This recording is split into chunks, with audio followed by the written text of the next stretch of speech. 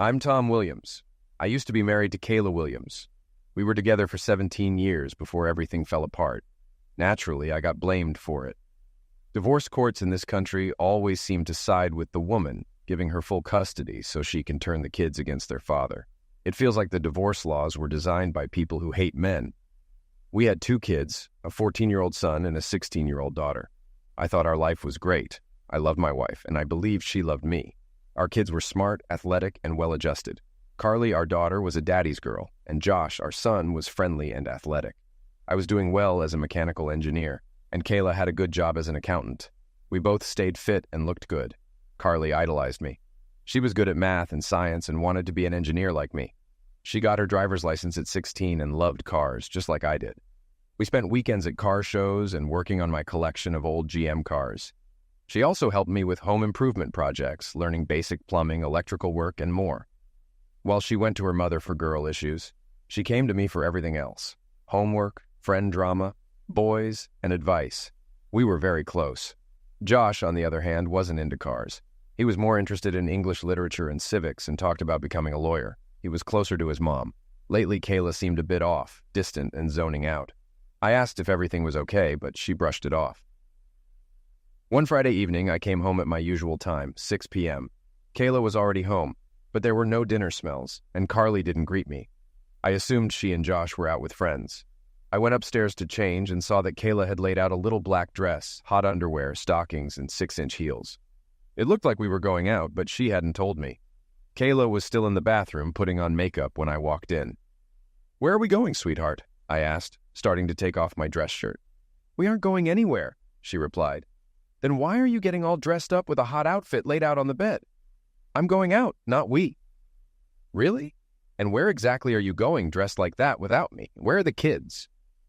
"The kids are spending the night with friends. I'm going on a date tonight, and I probably won't be home until tomorrow morning." "What do you mean, your date, and you won't be back until morning?" "Exactly what I said. If it goes well, I'll be spending the night with him." "No way. You think I'll put up with that? If you want to cheat, you can wait for the divorce." "Stop being stupid. There will be no divorce.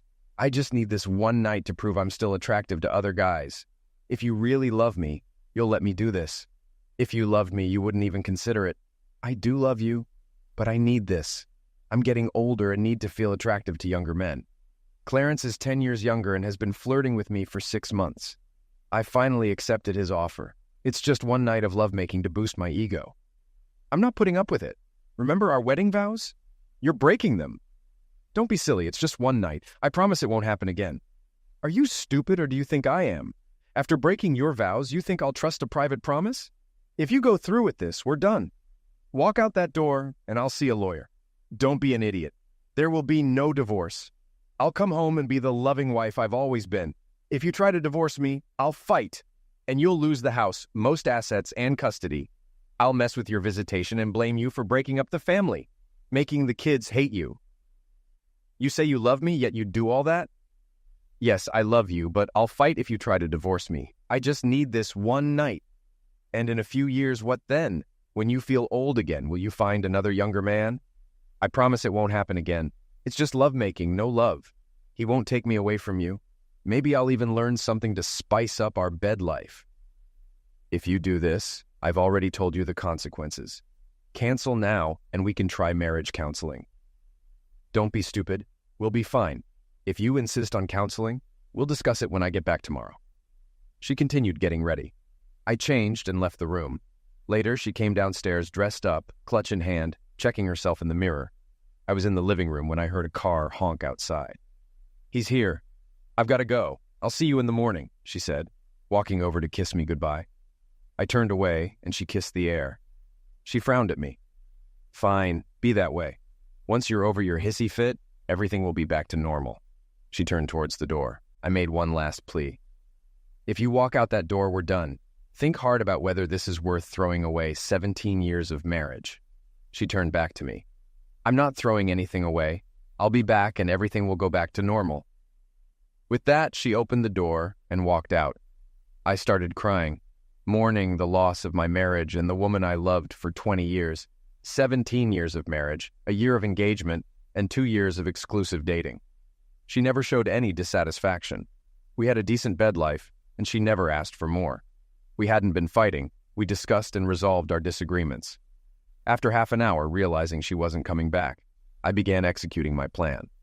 We had a large 4-bedroom house. The master bedroom, Carly's room, Josh's room, and a guest bedroom with a private bathroom. This would now be my temporary bedroom.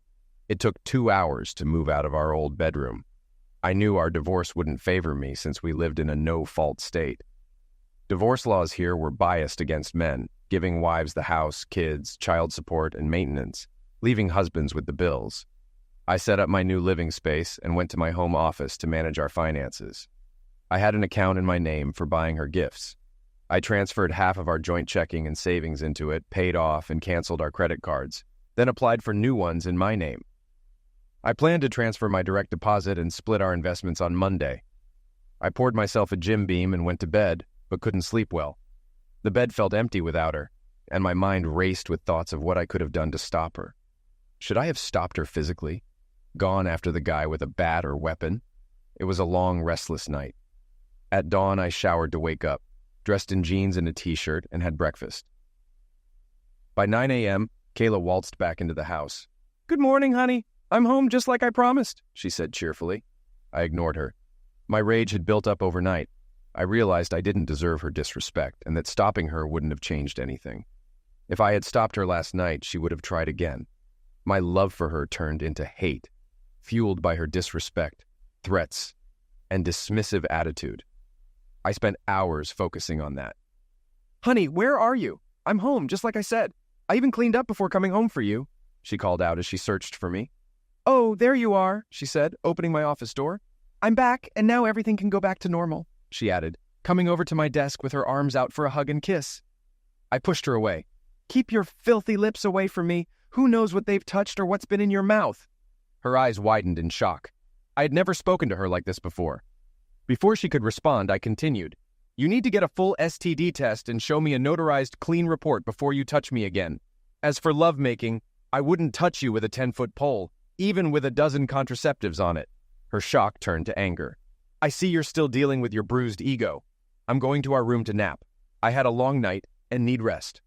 Hopefully, you'll calm down, and we can talk later. I expect an apology for your rudeness." She stormed out.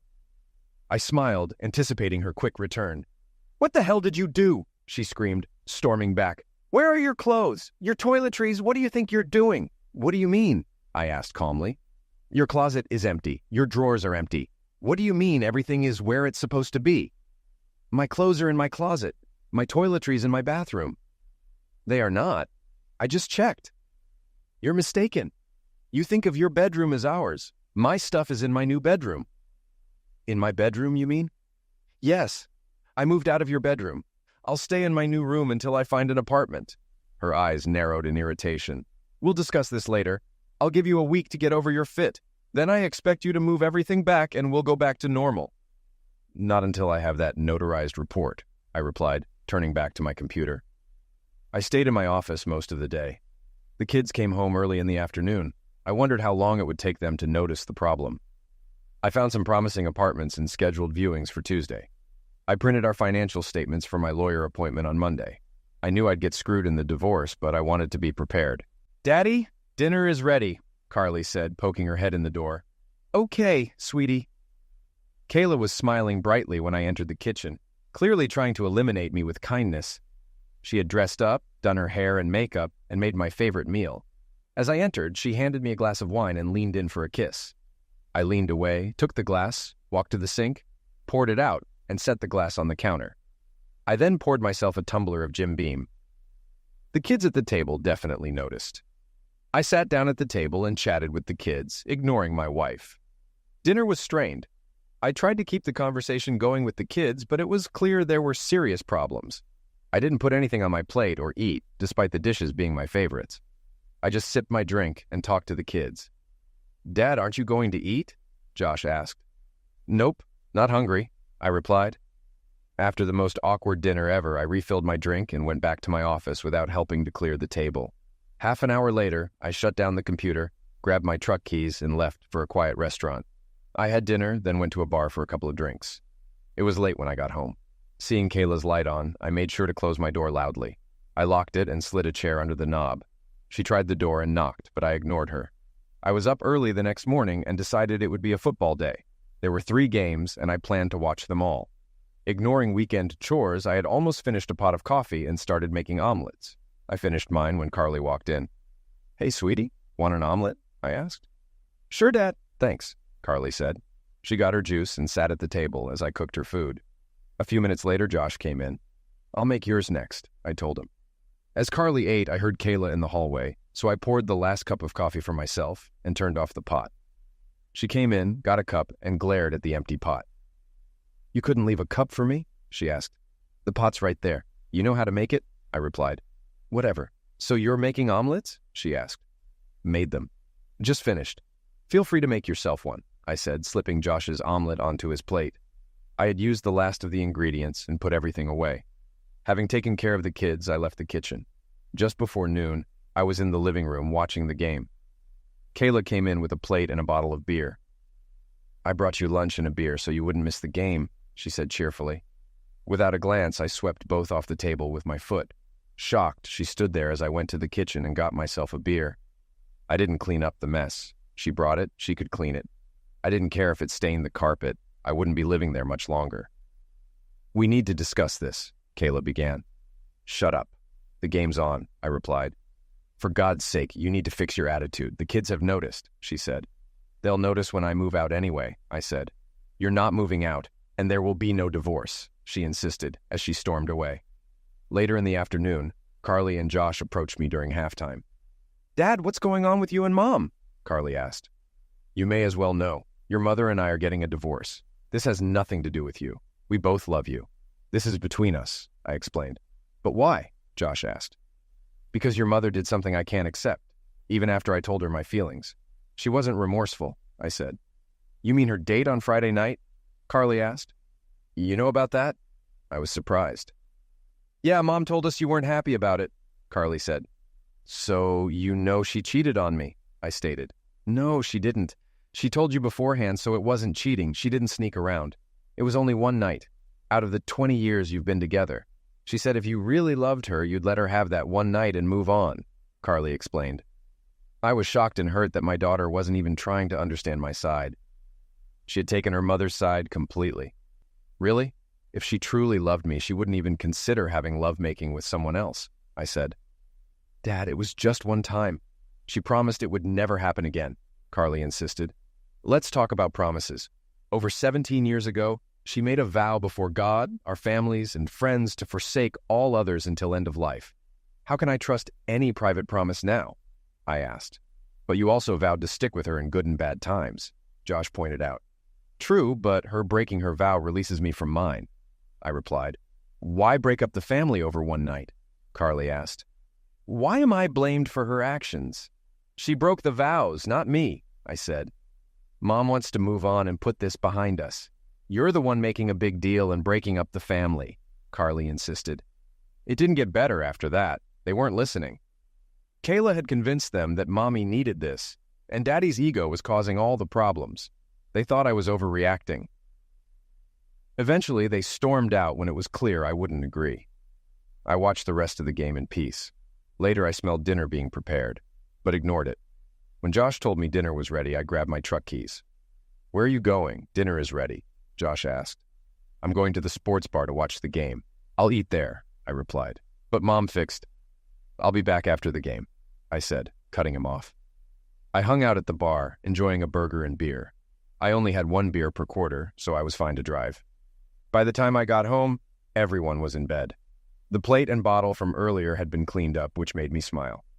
Monday morning, I left early. I called my broker first and had him split our investments into a new account in my name.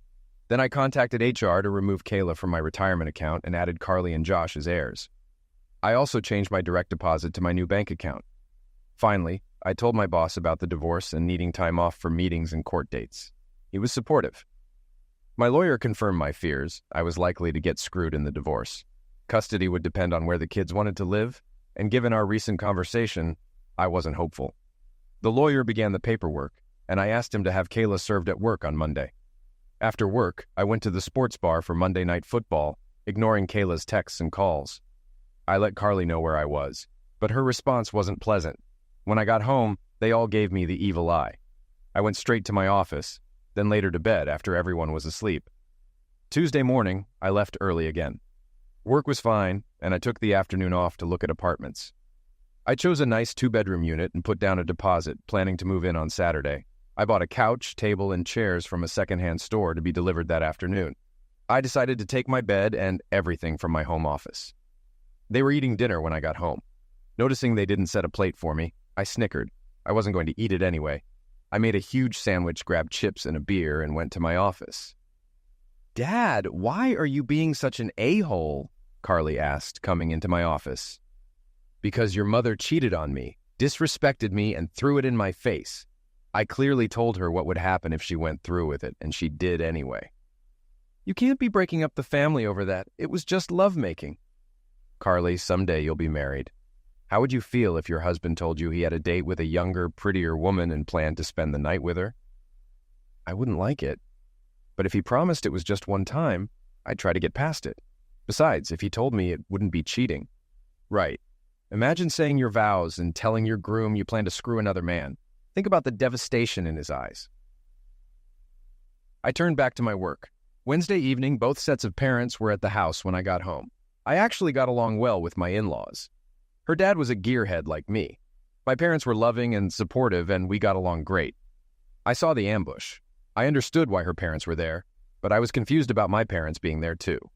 "Tom," Charles began, "we're disappointed in Kayla, but you're overreacting. She made one mistake in 20 years. You don't need to tear the family apart for one small mistake." "Seriously? It wasn't a small mistake. It was planned. She ambushed me an hour before leaving, giving me no chance to fight it. It was a deliberate plan to cheat." "Son," Mom said, "she didn't cheat. She told you first." "What? She told me, didn't ask. Even when I objected, she didn't care. I told her this would happen if she went through with it." "Tom," Dad added, "we understand your pain, but think about the family. Kayla still loves you. With counseling, you can get past this. Don't tear your family apart. We raised you to be a good man. Think about your mother and me. We will do whatever necessary to keep our relationship with our grandchildren." I was stunned. My parents were actually siding with her, telling me to overlook her cheating. I couldn't take it anymore and went to my bedroom, shutting the door in her face. 10 minutes later, I changed into jeans, a casual shirt, and boots. I walked through the living room without saying a word, ignoring their attempts to talk to me. I got in my truck and went to the sports bar for dinner and beers. The house was quiet and dark when I returned 4 hours later. Thursday and Friday were the same. I ignored Kayla, and the kids stayed mad at me. I was surprised Kayla hadn't noticed the credit cards not working yet. She'd figure it out during her Saturday shopping. Friday evening, I was in my office when Kayla came in wearing a transparent nightie, stockings, garter belt, and heels. "The kids are out tonight. It's time for you to get over this and come to bed. I want you to make love to me all night. I need you to take me back," she demanded, her voice filled with a mix of desperation and desire. "No thanks, I haven't seen a clinic report proving you're disease-free," I replied coldly, not even looking up from my desk. "Stop being ridiculous. I need you back in my bed. Now come on. I'm aroused and need lovemaking," she insisted, her tone becoming more insistent and frustrated. "Not interested," I said flatly, turning another page in my book. "If you don't, I'll call Clarence again," she threatened, her voice dripping with anger. "So much for it being a one-time thing," I shot back, my voice laced with sarcasm. "Damn it, it was. But if you keep rejecting me, you're pushing me back to someone else," she snapped, her frustration boiling over. "Have fun. Let me know if you're bringing him here so I can leave," I responded, not bothering to hide my disdain. She stormed out, and half an hour later, I heard her leave, tires screeching. With the house empty, I packed up my things, took apart the bed, and loaded my truck with my clothes. I slept on the sofa in my office. The next morning, I got the apartment keys and moved everything with help from friendly neighbors. No one was home when I returned, so I had a neighbor's son help me load my desk and office furniture. I took the recliner, too.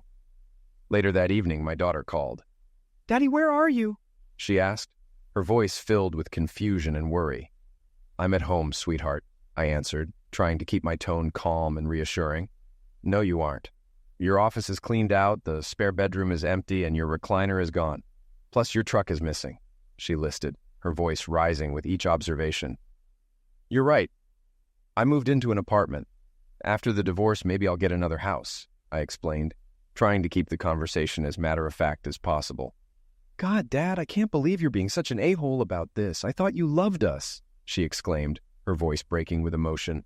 I do love you, sweetie. Always will, I assured her, feeling a pang of guilt. Just not enough to stay, she accused, her voice filled with hurt. I'm not abandoning you. You can see me anytime. I'll still take care of you and your brother, I promised, trying to make her understand. You left us and are breaking up the family, she said, her voice shaking with anger. Your mother broke up the family. I told her this would happen if she went on that date. She did it anyway, I reminded her, my own frustration creeping into my voice. She thought you loved her enough to get past it, she said, her tone softening slightly. And I thought she loved me enough not to do it, I countered, feeling the weight of the situation pressing down on me. Fine, whatever. She hung up, leaving me alone with my thoughts. The divorce was a nightmare. She fought it, wanted counseling, and wanted me to pay. I refused. I argued she should pay for it. I won that argument. The counselor didn't like me because I told him I was ordered to attend but didn't have to participate. After 12 sessions, the counselor gave up. She fought over everything, even things she despised like the poster in the garage and the Bud Light lamp. It was all to make the divorce harder for me and to interfere with my time with the kids. The judge granted the divorce. I had to pay half the mortgage and she kept the house. I paid $2,000 a month in child support and $1,000 a month in spousal maintenance for 5 years, which would end if she remarried. She moved Clarence in before the divorce was final. Half my paycheck went to her. I cashed in some investments and bought a fixer-upper house. I moved in with my tools and started repairs in the evenings and weekends. Visitation was a disaster. Kayla made it difficult, and the kids were busy or hostile. Eventually, they told me they didn't want to see me anymore. Forcing them would have caused more resentment. I sent gifts, cards, and letters for birthdays and Christmas, but they were returned unopened. My checks were cashed, but I never heard a word. I informed them about their college funds, and they responded with, "No thanks." Kayla poisoned my kids against me.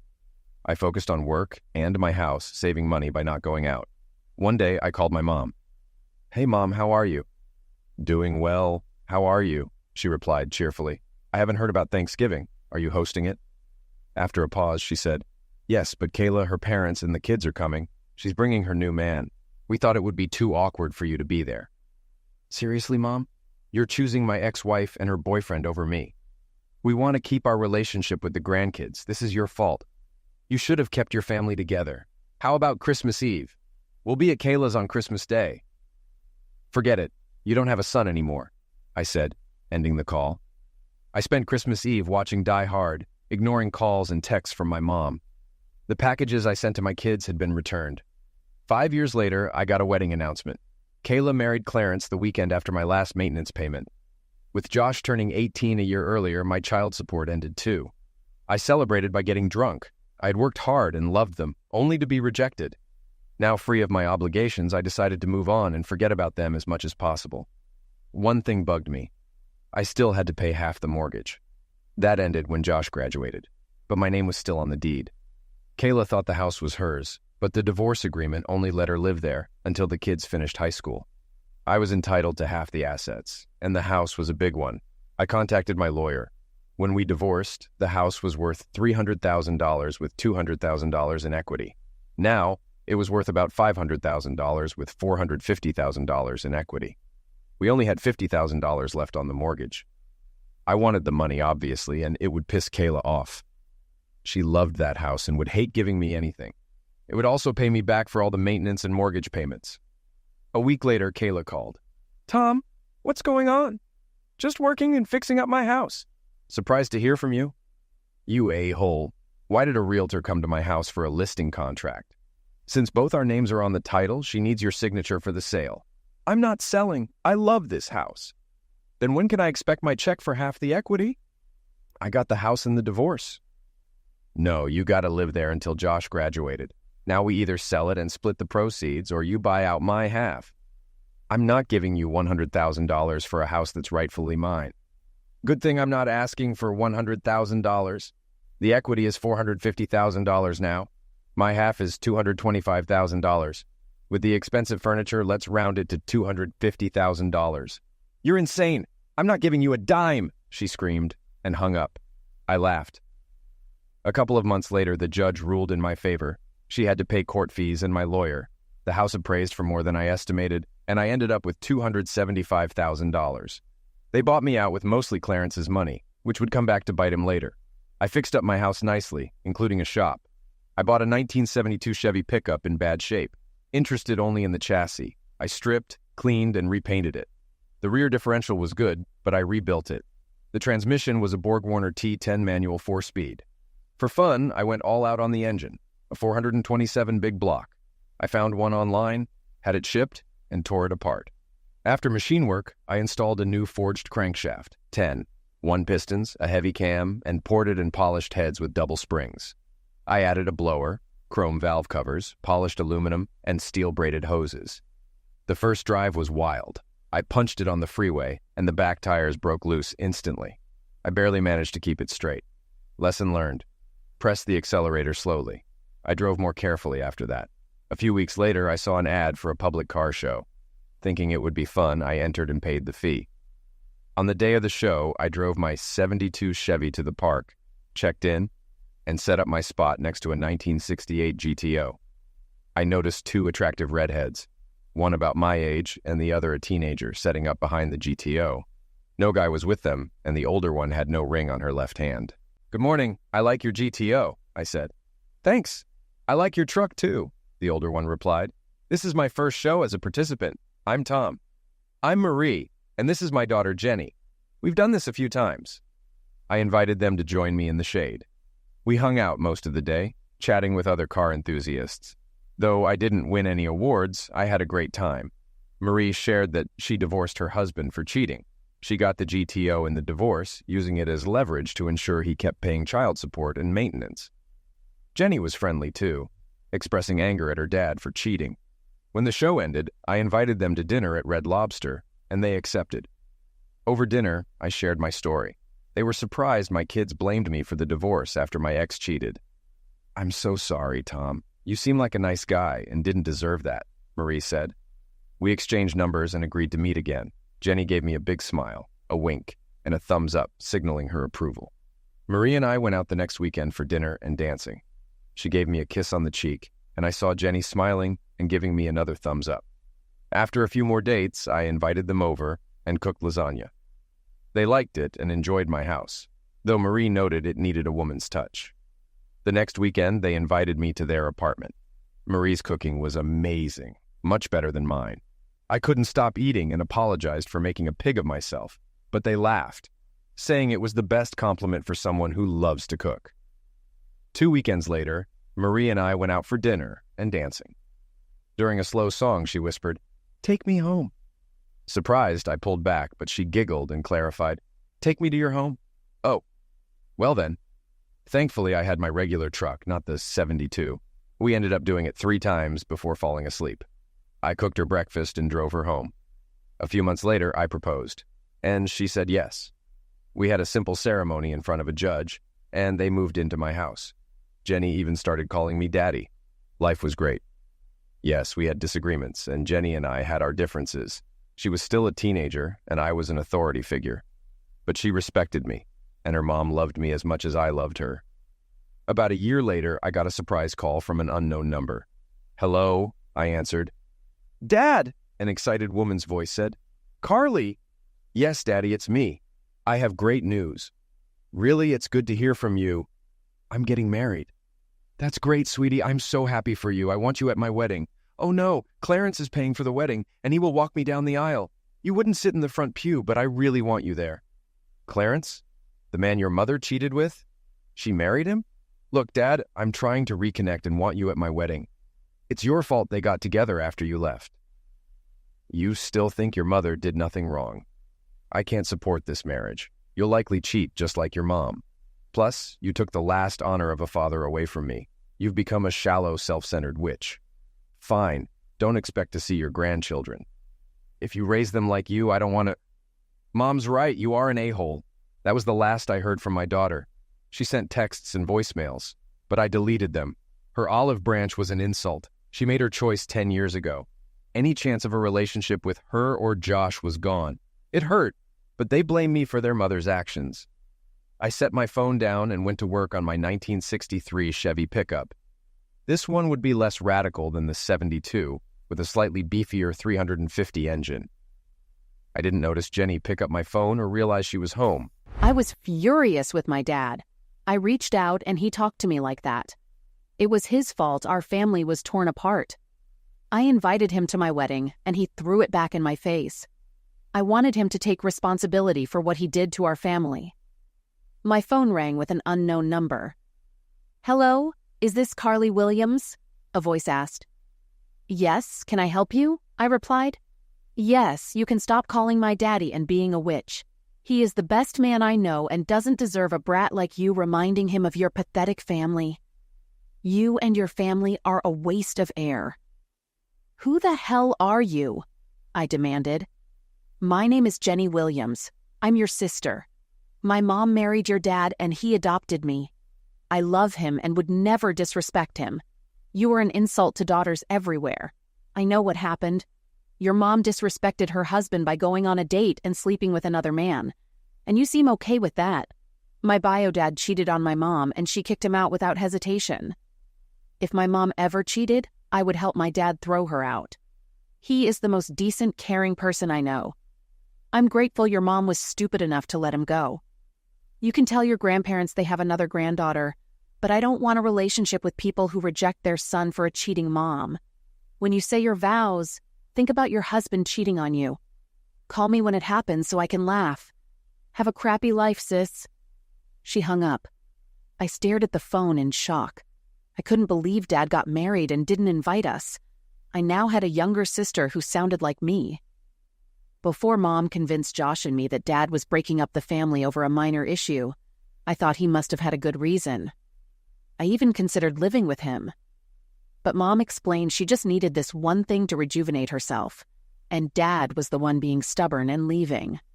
Jenny was so rude and didn't care about our side. She called me names without knowing me. Of course, Clarence would walk me down the aisle. He had been there for me. He was paying almost $20,000 for the wedding. I doubted Dad could contribute much. I was still upset when Mom and both grandmas came in from shopping. Mom noticed my mood. "Honey, what's wrong?" she asked. I told Dad about the wedding and invited him. I hoped it could help rebuild our relationship. "That's wonderful," Grandma Williams said. "Will he be there? We haven't heard from him since Thanksgiving a few years ago." I sighed. "No, he got mad when I told him Clarence would walk me down the aisle and that it would be too awkward for him to sit with Mom and Clarence." "Oh, that's too bad. I thought he would have gotten over his stubbornness by now." "That's not all. I found out I have a stepsister." "What?" they exclaimed. "A girl named Jenny Williams called after Dad hung up. Apparently Dad married her mom and adopted her.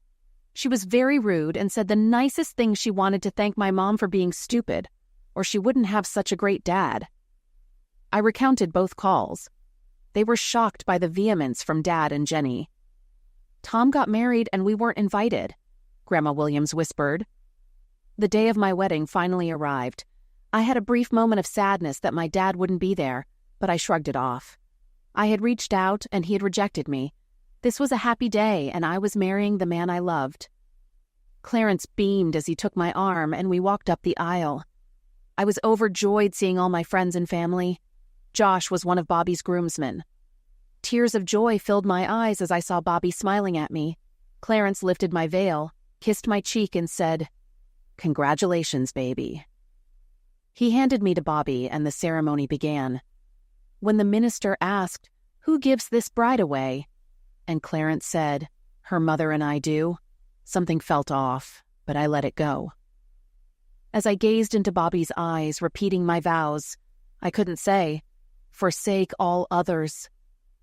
Images flashed through my mind of Bobby with another woman and him looking devastated as I confessed to cheating. "I understand now," I blurted out, feeling a sudden clarity wash over me. Bobby looked concerned. "What do you understand?" he asked, his brow furrowed with worry. "Absolutely everything. I replied with conviction. Then I got serious. Bobby, do you really love me? I asked, searching his eyes for the truth. Of course I love you. Why are you asking? He responded, his voice filled with confusion and concern. Because I can't marry you today. We will get married, but not today. I need to make things right, I explained, my voice trembling slightly. Baby, what's wrong? He asked, his concern deepening. I love you, and I will marry you, but we need to fix things first. We will reschedule the wedding, I said firmly, trying to reassure him. You're not leaving me at the altar, are you? He asked, his voice tinged with fear. Not a chance. You're coming with me, I replied, grabbing his hand. I turned to the guests. I'm sorry, but I can't go through with this today. We will reschedule. In the meantime, please enjoy the reception. It's all paid for. Clarence is footing the bill, I announced, my voice carrying through the crowd. I grabbed Bobby's hand and headed back down the aisle. My mother and Clarence blocked my exit, Clarence furious about the money spent. Mom asked, Carly, what are you doing? Her voice sharp with confusion. I'm fixing a mistake I made years ago, I answered, determined.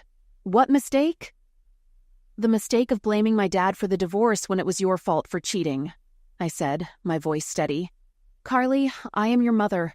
I'm not a strumpet and you will respect me, she said, her tone defensive and stern. Really, Mother?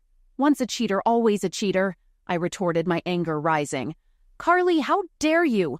She exclaimed, shocked by my accusation. How dare me? I'm ashamed I ever looked up to you. It wasn't until I was saying my vows to Bobby that I realized how horrible you are. Once a cheater, always a cheater.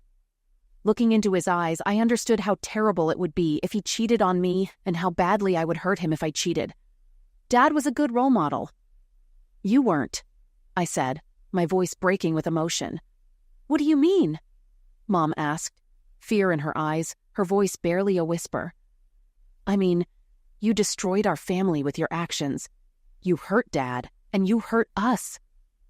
And now, I see how wrong I was to side with you, I explained, my voice filled with the pain of realization. I never meant to hurt anyone, she whispered, her eyes filling with tears. But you did, and now I need to make things right, I said, my voice strong and resolute. Seriously, Mom, do you think I don't know about your workouts with Jim Davis at his apartment? Or how Carlos, the pool boy, takes extra time because you're sleeping with him? Or the landscape crew you sleep with after yard work? I have videos of that. And let's not forget the backroom heads you give Mario, your hairstylist. At least Clarence doesn't have to worry about you cheating with your boss. Oh, and Alan Morris, our neighbor, who visits when his wife has girls' night out. Her eyes darted to Clarence, who looked utterly shocked. I turned to him. Clarence, I vow with the same commitment my mom had to her vows that I'll pay you back for this wedding. Don't expect a dime. I pulled Bobby down the aisle, stopping to talk to the videographer who caught everything on camera. He gave me a copy, and I signed a release form for YouTube. Bobby and I dashed to the parking lot, got in his car, and roared out. Where are we going? He asked. West on 156. I'll put the address in Waze, I replied, finding the address quickly. It was about 2 hours away, and I hoped Dad was home. We didn't stop to change. I was on a mission and didn't want to waste time. It's not every day you open your door to see a bride and groom standing on your porch. I'm not a minister, and I don't live at a church, so it was quite a surprise. Even more surprising was recognizing one of them as my daughter Carly, who had made it clear she never wanted to see me again. I knew today was her wedding day, so she should have been at the church, the reception, or on her honeymoon. Daddy, can I talk to you for a minute? She asked softly. Still stunned, I let them in and gestured to the living room where Marie and Jenny were sitting, both looking shocked. Carly, this is my wife, Marie, and our daughter, Jenny. Jenny, Marie, this is Carly. I don't know who the man with her is. Daddy, this is Bobby Jensen, my fiancé, Carly introduced.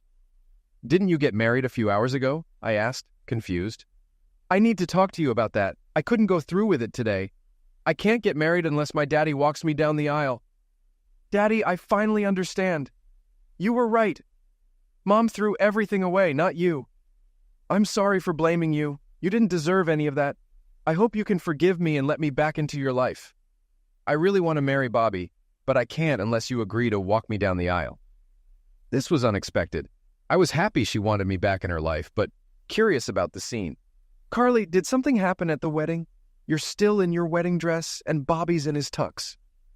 "We were halfway through the ceremony when I had an epiphany," she said, handing me a CD. "You should watch this." While Bobby and I changed into regular clothes, Marie showed Carly to a bedroom to change. I set up the video player in the living room. When Carly and Bobby were ready, we watched the video. It started as a typical wedding, but Carly stumbled during her vows. "She did it.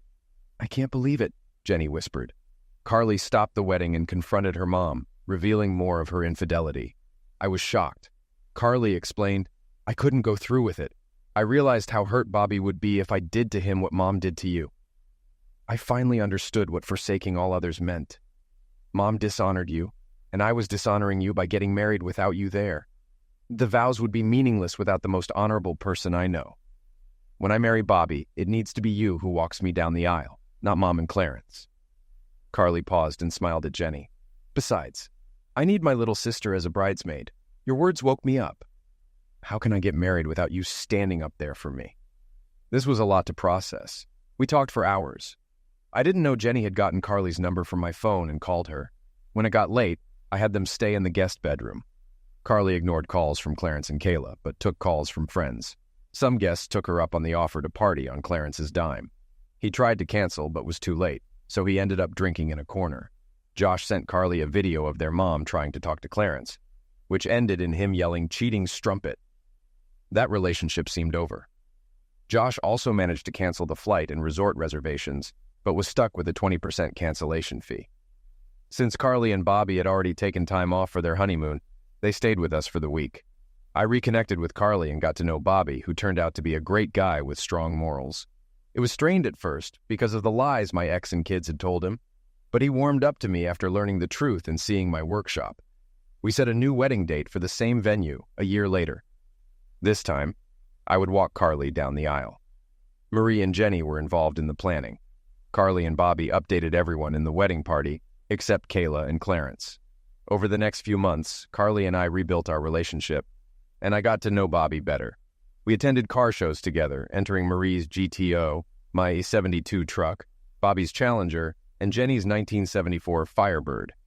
Carly and Bobby visited us often, and Josh even showed up a few times, though it was harder with him because he was closer to his mother. Meanwhile, things didn't go well for Kayla and Clarence. Clarence moved out and filed for divorce under irreconcilable differences to avoid a fight and the harsh penalties of the prenup. The prenup protected his pre-marriage assets, so Kayla only got to keep the house and about $50,000. Clarence couldn't prove he used his money to buy my share of the house, and his name wasn't on the title. He ended up paying off a business loan with nothing to show for it and couldn't refile under infidelity in time. Word of Kayla's affairs spread, and her standing in the community took a significant hit. Her friends started avoiding her, and invitations to parties, charity events, and other gatherings dried up. Even worse for her, since she didn't work and relied on Clarence's money, her financial situation suffered greatly. Clarence learned an expensive lesson. He lost a couple of $100,000 buying out my half of the house, another $28,000 for the failed wedding, and had to pay Kayla $50,000 in the divorce. Then there was the humiliation. Kayla was angry that her affairs were publicly revealed and that Clarence was divorcing her in the manner he did. She started telling her remaining friends that she cheated on him because he had such a small instrument and didn't even know how to use it properly. That kind of gossip spreads quickly. Soon, every woman he tried to pick up in a bar would just laugh at him. He became somewhat of a recluse, only going to work and then straight home. His social life disappeared. "Ready, Daddy?" my oldest daughter asked. No father is ever really ready to let go of their daughters, but I'm honored to do this for you, I replied. The doors opened, the music began, and filled the church. I stepped forward with my left foot, proudly walking my daughter down the aisle. I glanced around, and my smile grew bigger. My ex-wife was sitting in the 4th row. My wife Marie was in her place of honor in the 1st row. I would join her after I completed my last important duty for my daughter. "Who gives this woman to be wed?" the minister asked. "As her father, I give her to be wed," I spoke loudly. "Love you, Munchkin," I whispered to her as I kissed her on the cheek before handing her off to Bobby. Yes, I neglected to mention my wife. No, it was not all my idea. Carly asked me to do it that way. I then turned and sat next to my wife. To have and to hold in sickness and in health, through good times and bad, forsaking all others. Carly practically shouted the last part. Then with a brilliant smile, she finished her vows. It was a beautiful ceremony. Cheers erupted as they kissed. At the end, I looked down from the head table. Marie was right beside me. I saw Kayla sitting at a table off to the side. She didn't look happy. Every time she looked up and saw Marie sitting in her spot, she scowled. I noticed she was taking advantage of the open bar. Clarence had not been invited. I don't know if he would have come even if he had been. My last great accomplishment for my daughter was complete. I walked her down the aisle, gave her away, gave a beautiful toast to the newlyweds, danced with my daughter in the father-daughter dance, then danced with my wife while my daughter and her husband and his parents danced to the second song. My obligations were complete. I was sitting at the table beside my wife. My younger daughter was out dancing with one of the boys, vying for her attention. "Pardon me, Marie, is it? May I borrow your husband for this dance?" I heard a familiar voice behind me. Request from my wife Marie, and I turned around to face my ex-wife. Marie eyed her for a moment before responding. "Just make sure you return him to where you found him." She looked at me. "I trust you. It's her I don't trust to not try anything stupid." I led Kayla onto the floor. They started a slow song. It wouldn't have surprised me if she had requested it just for this purpose. I was careful to keep some distance and not pull her in tight. We danced for a bit before she started talking. "You were supposed to give me that one night. We should have moved past that and gone on like normal. This was supposed to be the two of us together today, and you were not supposed to have gone out that night. You should have known me better than to think that I would have been okay with you cheating on me, no matter how many times you did it." "I didn't cheat. I told you about it before I did it. I didn't sneak around behind your back. Whether you told me or not is irrelevant. The fact that you had lovemaking with someone else is cheating. Besides, I never gave you permission. I told you not to do it, but you did it anyway. I never wanted this. I just wanted that one night. Then we could have been together forever. You know you are the only man I have ever loved. I never had any love for him. Besides, the lovemaking wasn't even that good. He was selfish, and he wasn't even as big as you are." "Then why did you marry him?" "Because you divorced me. Sure, I didn't love him, but I liked him. After you left, I didn't want to be alone. I thought that I might grow to love him, but I could never get over you. I did all that to you because I was pissed that you left me. I still loved you, but you wouldn't even talk to me. After that one night, I realized that you were everything I would ever need, and I would never go out with another man again." "So why did you cheat on him then?" "Because he was terrible in bed. I thought I could train him, but he refused to take any advice. He would just stick it in, pump for a few minutes, finish, then roll over and fall asleep. When I couldn't take it anymore, I found a couple of other guys who could actually satisfy me. I had no idea Carly knew anything about it. Even if I did, I never would have guessed she would betray me like that. I'm sorry for you. We had a great marriage, but you threw it away for one night of mediocre lovemaking." "I don't suppose there's any chance." I couldn't help laughing. "Not just no, but hell no.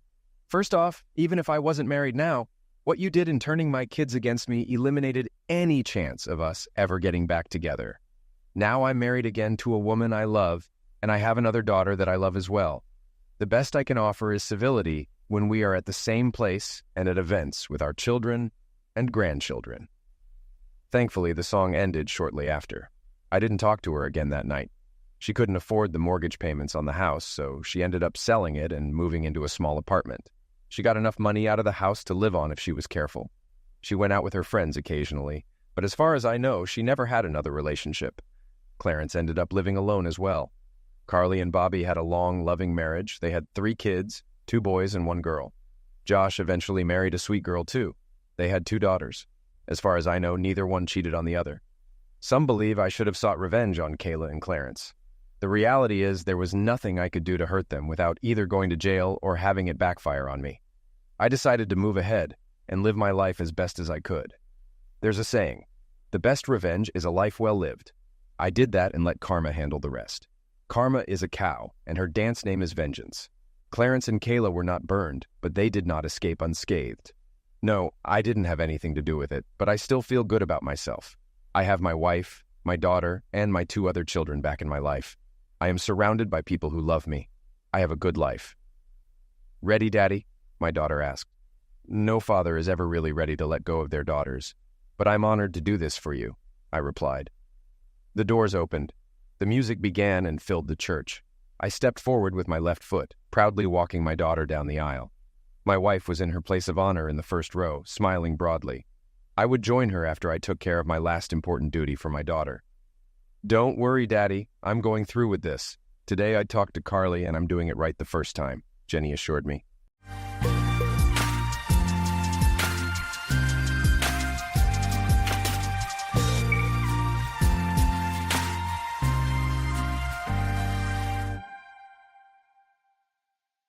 Hey there, and welcome back to Cheating Tales Lab. We're so glad to have you here today. We hope you enjoy this story we've prepared for you. So sit back, relax, and let's get into it. Alfonso Manning's key turned in the lock with a soft click. The house was quiet, almost too quiet. He stepped inside, the weight of his travel bag pulling at his shoulder. "Shannon," he called out, his voice echoing through the empty rooms. No answer. He glanced at his watch. 4:30 p.m. Shannon wouldn't be home from work for another hour at least. Alfonso had wrapped up his security consultation job early, hoping to surprise his wife. Now, standing in the silent house, an inexplicable unease settled over him. He made his way upstairs, his footsteps heavy on the wooden steps. In their bedroom, he dropped his bag on the bed and began unpacking, his movements automatic after years of business trips. Suits went on hangers, dirty laundry in the hamper, toiletries back in the bathroom. As he hung up his last shirt in Shannon's closet, something caught his eye. A slight irregularity in the back panel, barely noticeable unless you were looking for it. And Alfonso, with years of security work under his belt, was always looking. "What the hell?" he muttered, running his fingers along the edge. There was definitely something off about this panel. He pressed gently, feeling for any give. With a soft click, a hidden compartment popped open. Alfonso's brow furrowed as he reached in, his fingers closing around something plastic. He pulled out a stack of unlabeled DVDs. His heart began to race, a sense of foreboding washing over him. Why would Shannon have hidden DVDs? What could possibly be on them that she needed to keep secret? With trembling hands, he grabbed one of the discs and headed to the living room. The DVD player whirred to life, and Alfonso sank onto the couch, remote in hand. The screen flickered, and his world shattered.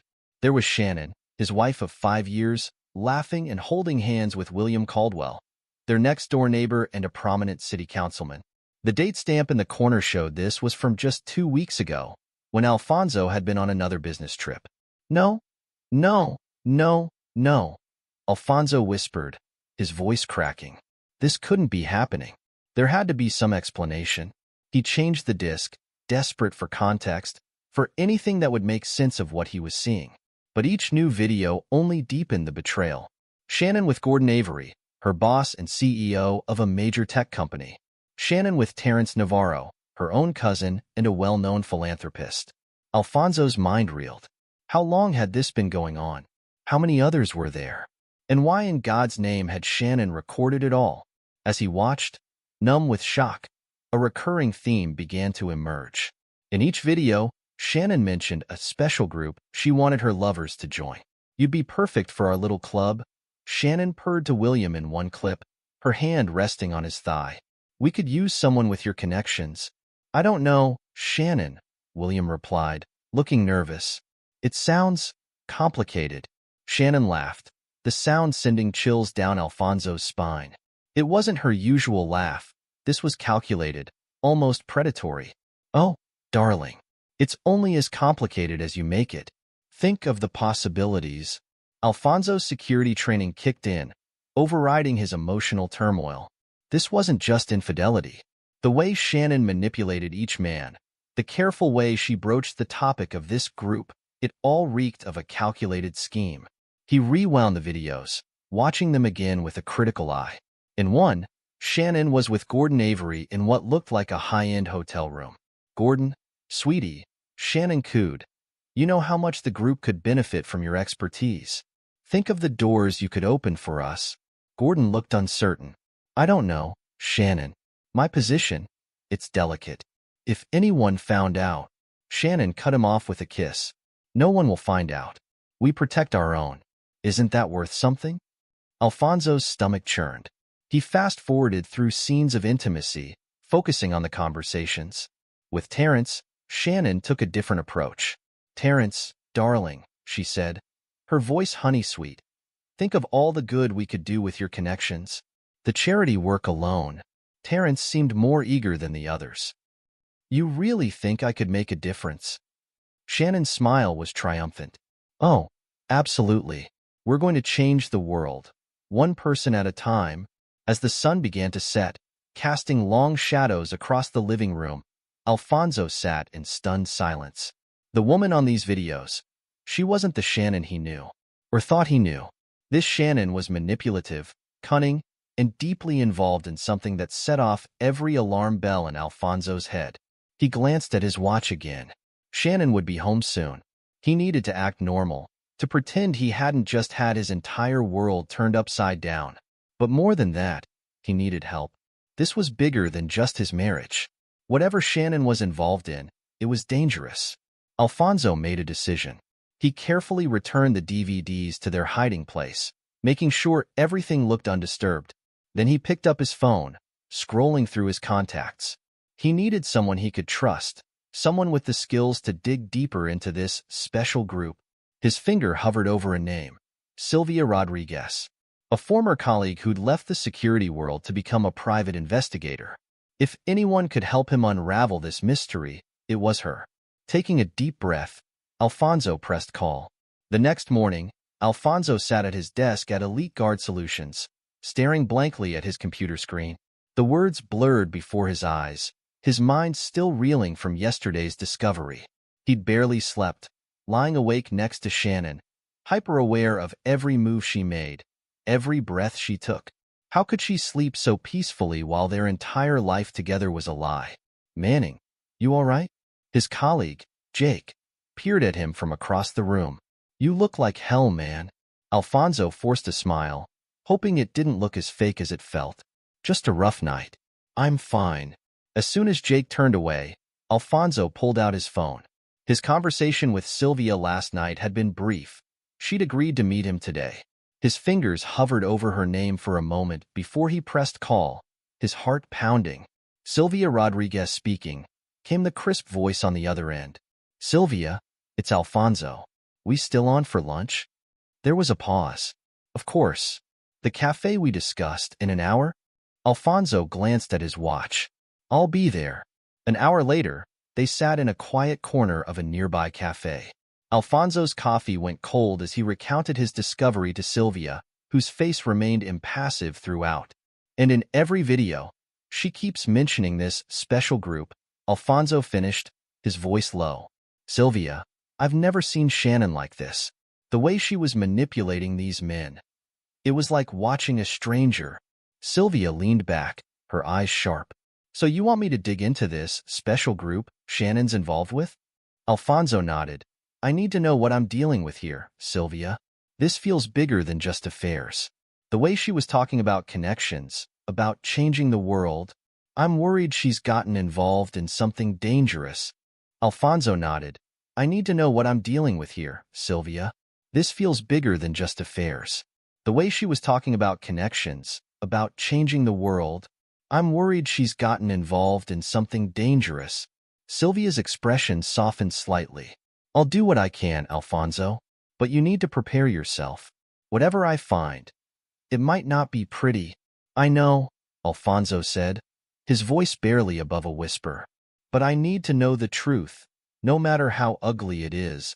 Sylvia reached across the table, squeezing his hand briefly. I'll start digging. In the meantime, you need to act normal. If Shannon suspects you know anything, it could make things a lot more complicated. Alfonso nodded, feeling a weight settle on his shoulders. How long do you think it'll take? Hard to say, Sylvia replied. If this group is as sophisticated as it sounds, they'll have covered their tracks well. Give me a few weeks. I'll contact you if I find anything significant. As they parted ways, Alfonso felt a mix of relief and dread. Relief that he wasn't facing this alone anymore, and dread at what Sylvia might uncover. Over the next few weeks, Alfonso lived in a state of constant tension. At home, he forced himself to act normal around Shannon, his skin crawling every time she touched him, kissed him, told him she loved him. He found himself analyzing her every word, every gesture, looking for signs of the manipulative woman he'd seen in those videos. "You're quiet tonight," Shannon said one evening, curling up next to him on the couch. "Everything okay at work?" Alfonso plastered on a smile. "Just tired. Big project coming up." Shannon frowned, concern in her eyes. "You're working too hard, honey. Maybe we should take a vacation soon. Just the two of us." The thought made Alfonso's stomach turn. "Maybe," he said noncommittally. "Let's see how this project goes first." At work, he struggled to focus, jumping every time his phone buzzed with a potential update from Sylvia. His colleagues noticed the change in him. "Manning, are you sure you're okay?" Jake asked one day, genuine concern in his voice. "You've been off for weeks now." Alfonso sighed, rubbing his eyes. "Just some personal stuff. I'll be fine." Jake looked like he wanted to say more, but just then, Alfonso's phone buzzed. A text from Sylvia. "We need to talk. Same cafe, 1 hour." Alfonso's heart raced. This was it. "Sorry, Jake," he said, standing up abruptly. "I've got to go. Family emergency." An hour later, he sat across from Sylvia, his hands clenched around a cup of coffee he hadn't touched. "It's worse than we thought, Alfonso," she said without preamble as soon as he sat down. Her face was grim, her usual professional detachment cracking slightly. "This special group? It's a sophisticated cult-like organization. They target influential and wealthy individuals for marriage and affairs." Alfonso felt the blood drain from his face. "What's their endgame?" Sylvia's voice was low, her eyes darting around to make sure no one was listening. "Blackmail, primarily. They use these relationships to force their targets into joining or financing their operations. But that's not all." She paused, meeting Alfonso's eyes.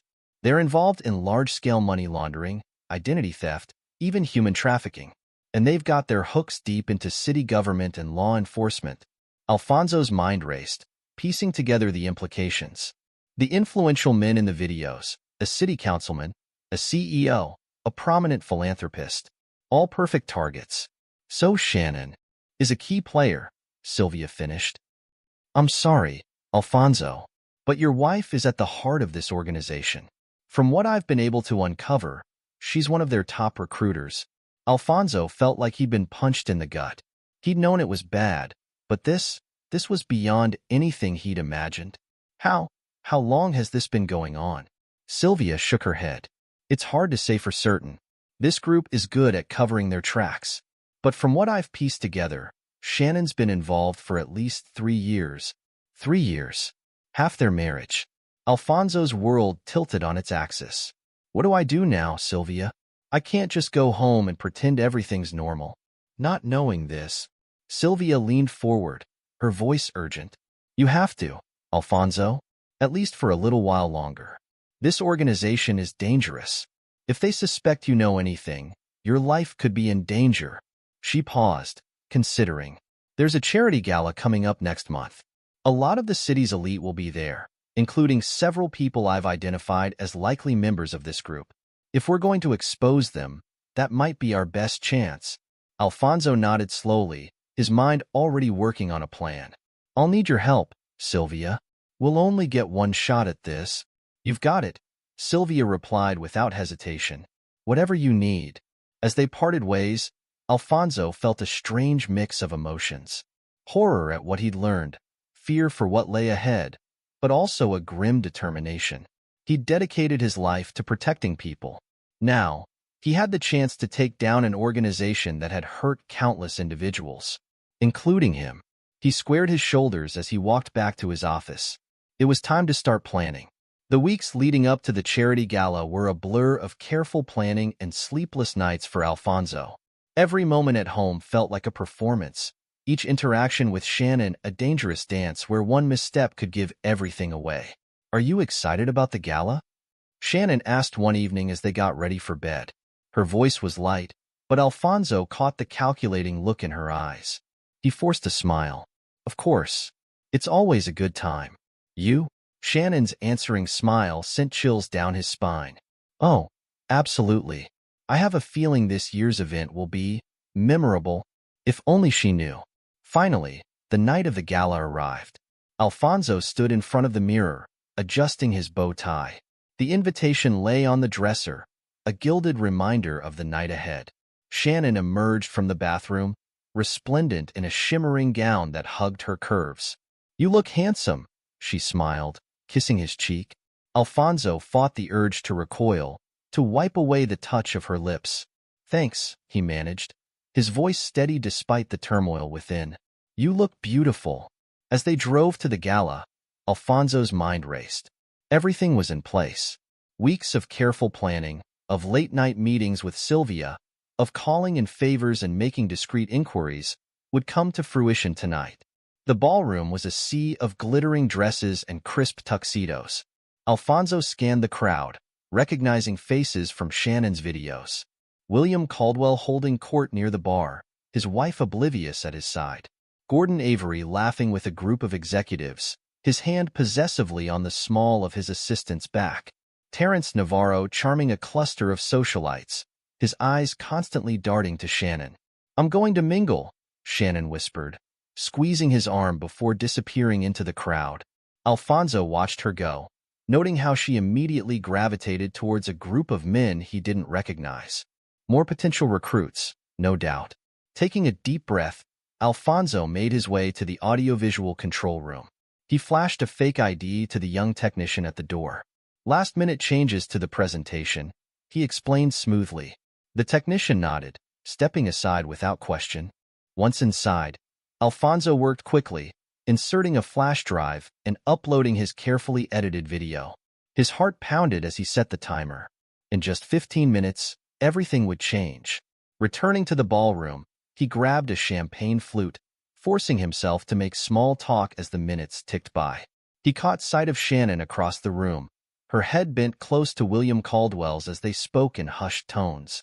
Suddenly, the lights dimmed. Conversation stuttered to a halt as all eyes turned to the large screen at the front of the room. Alfonso's palms were sweating as the video began to play. Gasps echoed through the room as Shannon appeared on screen, in compromising situations with William, Gordon, and Terence. The footage was carefully cut to hint at the cult's illegal activities without revealing the full extent of Alfonso's knowledge. What the hell is this? William Caldwell's voice cut through the shocked silence. He knocked over a waiter in his haste to leave, champagne spilling across the marble floor. Gordon Avery turned an alarming shade of red, loosening his collar as he stammered excuses to the people around him. This is clearly some kind of sick joke. Terence Navarro simply stood, mouth agape, as his wife screamed at him. How could you? With your own cousin? Chaos erupted. People were shouting, demanding explanations. Some were frantically making phone calls, while others rushed for the exits. In the midst of the pandemonium, Alfonso calmly approached Shannon. Her face was a mask of shock and fury as she whirled to face him. How dare you, she began, her voice shaking with rage. Alfonso cut her off, his voice cold. Save it, Shannon. He pulled out an envelope from his jacket. Divorce papers. I suggest you read them carefully. Shannon's eyes widened as she realized the full implications of what was happening. Alfonso, you don't understand, she said, her voice taking on the honeyed tone he'd heard her use in the videos. This isn't what it looks like. If you'll just let me explain. Alfonso held up a hand, cutting her off. I understand perfectly, Shannon. I've seen the videos. All of them. Shannon's face paled, the mask of charm slipping for a moment. You went through my things? She hissed, anger flashing in her eyes. I found them by accident, Alfonso replied, his voice steady. But that's not important now. What matters is that I know about your special group. I know what you've been doing, who you've been manipulating. Shannon's eyes darted around the room, taking in the chaos unfolding around them. William Caldwell was being confronted by his wife, while Gordon Avery was frantically tapping at his phone, likely calling his lawyer. Terence Navarro had disappeared entirely. You have no idea what you've done, Shannon said, her voice low and dangerous. This is bigger than you could possibly understand. Alfonso stood his ground. I understand enough. It's over, Shannon. For you, for this organization, for all of it. Just then, a commotion near the entrance caught their attention. Several police officers were entering the ballroom, led by a woman Alfonso recognized as the chief of police. Shannon's face twisted into a sneer. You think this will stop us? You have no idea how deep this goes, Alfonso. We have people everywhere. Maybe, Alfonso conceded. But after tonight, everyone will be watching. Your secrets are out in the open now. He turned to walk away, but Shannon grabbed his arm, her nails digging into his skin. Don't you walk away from me, she snarled. You have no idea what I'm capable of. Alfonso gently but firmly removed her hand. I think I have a pretty good idea now, he said softly. Goodbye, Shannon. As he walked away, leaving Shannon standing alone in the middle of the unraveling chaos she had helped create, Alfonso felt a weight lift from his shoulders. The facade had crumbled. The real battle was just beginning, but for the first time in weeks, he felt hope. He made his way through the crowded ballroom, nodding to Sylvia, who was discreetly observing from a corner. Their eyes met briefly, a silent acknowledgement of a job well done. Outside, the cool night air hit Alfonso's face, and he took a deep breath. The sounds of sirens approaching in the distance mixed with the muffled chaos still emanating from the ballroom behind him. As he loosened his bow tie, Alfonso allowed himself a small smile. It wasn't over, not by a long shot. But tonight, they had struck a significant blow against a dangerous organization. And for now, that was enough. He hailed a taxi, ready to head home and prepare for whatever challenges the coming days would bring.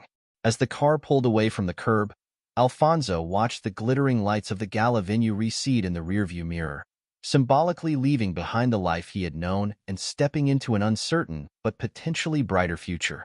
The morning after the charity gala, Alfonso Manning woke to a cacophony of ringing phones and buzzing notifications. His head throbbed, a reminder of the stress and adrenaline from the night before. He squinted at his phone's bright screen, seeing a flood of missed calls and messages. The events of last night came rushing back, and a mixture of relief and dread settled in his stomach. A text from Sylvia Rodriguez caught his eye. Turn on the news. Now. Alfonso fumbled for the remote and flicked on the television. The anchorwoman's voice filled the room, her tone grave. Breaking news this morning as several high-profile arrests have been made following last night's charity gala scandal. Among those taken into custody is Shannon Manning, wife of security consultant Alfonso Manning. Alfonso watched, a surreal feeling washing over him as footage from last night played across the screen. Clips of Shannon being led away in handcuffs, William Caldwell trying to shield his face from reporters, Gordon Avery being escorted out of his office building. His phone buzzed again. This time, it was Detective Sarah Chun. Mr. Manning, we need to talk. Can you come to the station? Within an hour, Alfonso found himself sitting across from Detective Chen in a small, windowless room at the police station. The detective's dark eyes scrutinized him over a steaming cup of coffee. Mr. Manning, she began, her voice cool and professional. I understand you have information about this organization your wife was involved with? Alfonso nodded, leaning forward. More than information, detective. I have evidence. Videos, recorded conversations, financial records that Sylvia, Ms. Rodriguez, helped me obtain. Detective Chin's eyebrow arched slightly at the mention of Sylvia's name. Start from the beginning, Mr. Manning, and don't leave anything out. For the next several hours, Alfonso recounted everything, from finding the hidden DVDs to his collaboration with Sylvia, to the carefully orchestrated exposure at the gala. Detective Chin listened intently, occasionally interrupting to ask for clarification or more details. As Alfonso finished his account, Detective Chan sat back, tapping her pen against her legal pad. Mr. Manning, I'm going to be frank with you. What you've uncovered, it's big. Bigger than you probably realize. This organization has tentacles reaching into every level of our city's infrastructure. Alfonso felt a chill run down his spine. What does that mean for the investigation? Detective Chin's lips thinned into a grim line. It means we have to tread very carefully. There are people involved in this who have the power to make evidence disappear, to discredit witnesses, to shut down entire investigations. So what do we do? Alfonso asked, frustration creeping into his voice. We build an airtight case, Detective Chen replied. And we do it quietly. I'm putting together a task force of officers I trust implicitly. We'll need your continued cooperation, Mr. Manning. Are you prepared for that? Alfonso nodded without hesitation. Whatever it takes, Detective. I want to see this through to the end. Over the next few weeks, Alfonso found himself in a whirlwind of legal proceedings, interviews with prosecutors, and clandestine meetings with Detective Chen's task force. He watched as the case against Shannon and the other arrested cult members began to take shape. But even as progress was made, Alfonso could sense the pushback. One afternoon, he sat in on a witness interview that went sideways. I'm sorry, the witness, a former employee of Gordon Avery, said nervously. I think I may have been mistaken in my earlier statement. My memory of events isn't as clear as I thought. Detective Chen's face remained impassive, but Alfonso could see the frustration in her eyes. As soon as the witness left, she turned to him. This is the third witness this week to suddenly develop amnesia. They're getting to people, Alfonso. We need to move faster. The stress began to take its toll on Alfonso. Nightmares plagued his sleep, filled with shadowy figures and Shannon's accusing eyes. During the day, he found himself constantly looking over his shoulder, jumping at every unexpected sound. At Sylvia's insistence, he started seeing a therapist, Dr. Ramirez. It's normal to feel overwhelmed, Alfonso, Dr. Ramirez said during one of their sessions. You've been through a traumatic experience, and the danger isn't over yet. But remember, you're not alone in this. Alfonso nodded. I know. It's just, I keep thinking about Shannon. How could I have been so blind? How did I not see what was happening right under my nose? Dr. Ramirez leaned forward, her voice gentle but firm. Alfonso, master manipulators like Shannon and this organization, they're experts at hiding their true nature. You can't blame yourself for their actions. Taking her words to heart, Alfonso made a conscious effort to strengthen his relationships with trusted friends and colleagues. He found solace in their support, drawing strength from their unwavering belief in him. One evening, as he was having dinner with Sylvia and a few close friends, his phone buzzed with a message from Detective Chen. We've got a problem. Meet me at the usual place in an hour. Alfonso felt his stomach drop. He made his excuses and left, his mind racing with possibilities. What new obstacle were they facing now? Months passed, and the legal battles raged on. Alfonso had settled into a new routine, dividing his time between his work at Elite Guard Solutions and assisting with the ongoing investigation. But the constant pressure was wearing on him. One evening, as Alfonso was leaving work late, he noticed something off about his car. The security system light was blinking irregularly. Years of training had taught him to trust his instincts, and right now, they were screaming that something was wrong. As he approached his vehicle cautiously, a man stepped out of the shadows. Mr. Manning, the stranger said, his voice devoid of emotion. I have a message for you. Alfonso tensed, ready for a confrontation. Who are you? What do you want? The man held out an envelope. An invitation, Mr. Manning. My employers would like to have a word with you. I suggest you accept. Alfonso's mind raced. This had to be the cult. But why now? Why like this? And if I refuse? He asked, already suspecting the answer. The man's expression didn't change. That would be unwise. There's a car waiting. I suggest you get in. Refusing or contacting the police will have dire consequences. Alfonso weighed his options quickly. Running or calling for help seemed futile and potentially dangerous. The smartest move was to play along, to see where this led. As he followed the man to a waiting car, Alfonso discreetly activated the burner phone hidden in a secret pocket of his jacket. A precaution Sylvia had insisted on weeks earlier. He sent out a prearranged distress signal, hoping Sylvia would understand its significance. The car ride was long and winding. Alfonso tried to keep track of their route, but after a series of seemingly random turns, he found himself thoroughly disoriented. The man who had delivered the invitation sat beside him, silent and still as a statue. Where are we going? Alfonso asked, breaking the tense silence. The man didn't even turn his head. You'll see soon enough, Mr. Manning. Patience is a virtue. Alfonso fought the urge to laugh hysterically. Patience? When he was being kidnapped by a dangerous cult. But he kept his composure, his mind working furiously to prepare for whatever lay ahead. After what felt like hours, the car came to a stop. Alfonso peered out the window, taking in their destination with a mix of curiosity and apprehension. Before them stood the Starlight Hotel, a once grand building now fallen into disrepair. Its windows were boarded up, and the faded sign hung crookedly above the entrance. Charming place, Alfonso muttered as he was led out of the car. The man ignored his comment, guiding him through the dilapidated lobby and up a creaking staircase. The musty smell of neglect filled his nostrils as they made their way down a dimly lit corridor. Finally, they stopped in front of a set of double doors. The man knocked twice, then stepped aside as the doors swung open. Alfonso found himself in what must have once been the hotel's ballroom. A long table dominated the center of the room, surrounded by high-backed chairs. And at the head of the table sat a man Alfonso had only seen in photographs and surveillance footage. Sammy Watkins, the charismatic and ruthless leader of the cult. Mr. Manning, Watkins said, his voice smooth as silk. We meet at last. Please, have a seat. Alfonso remained standing, his eyes scanning the room.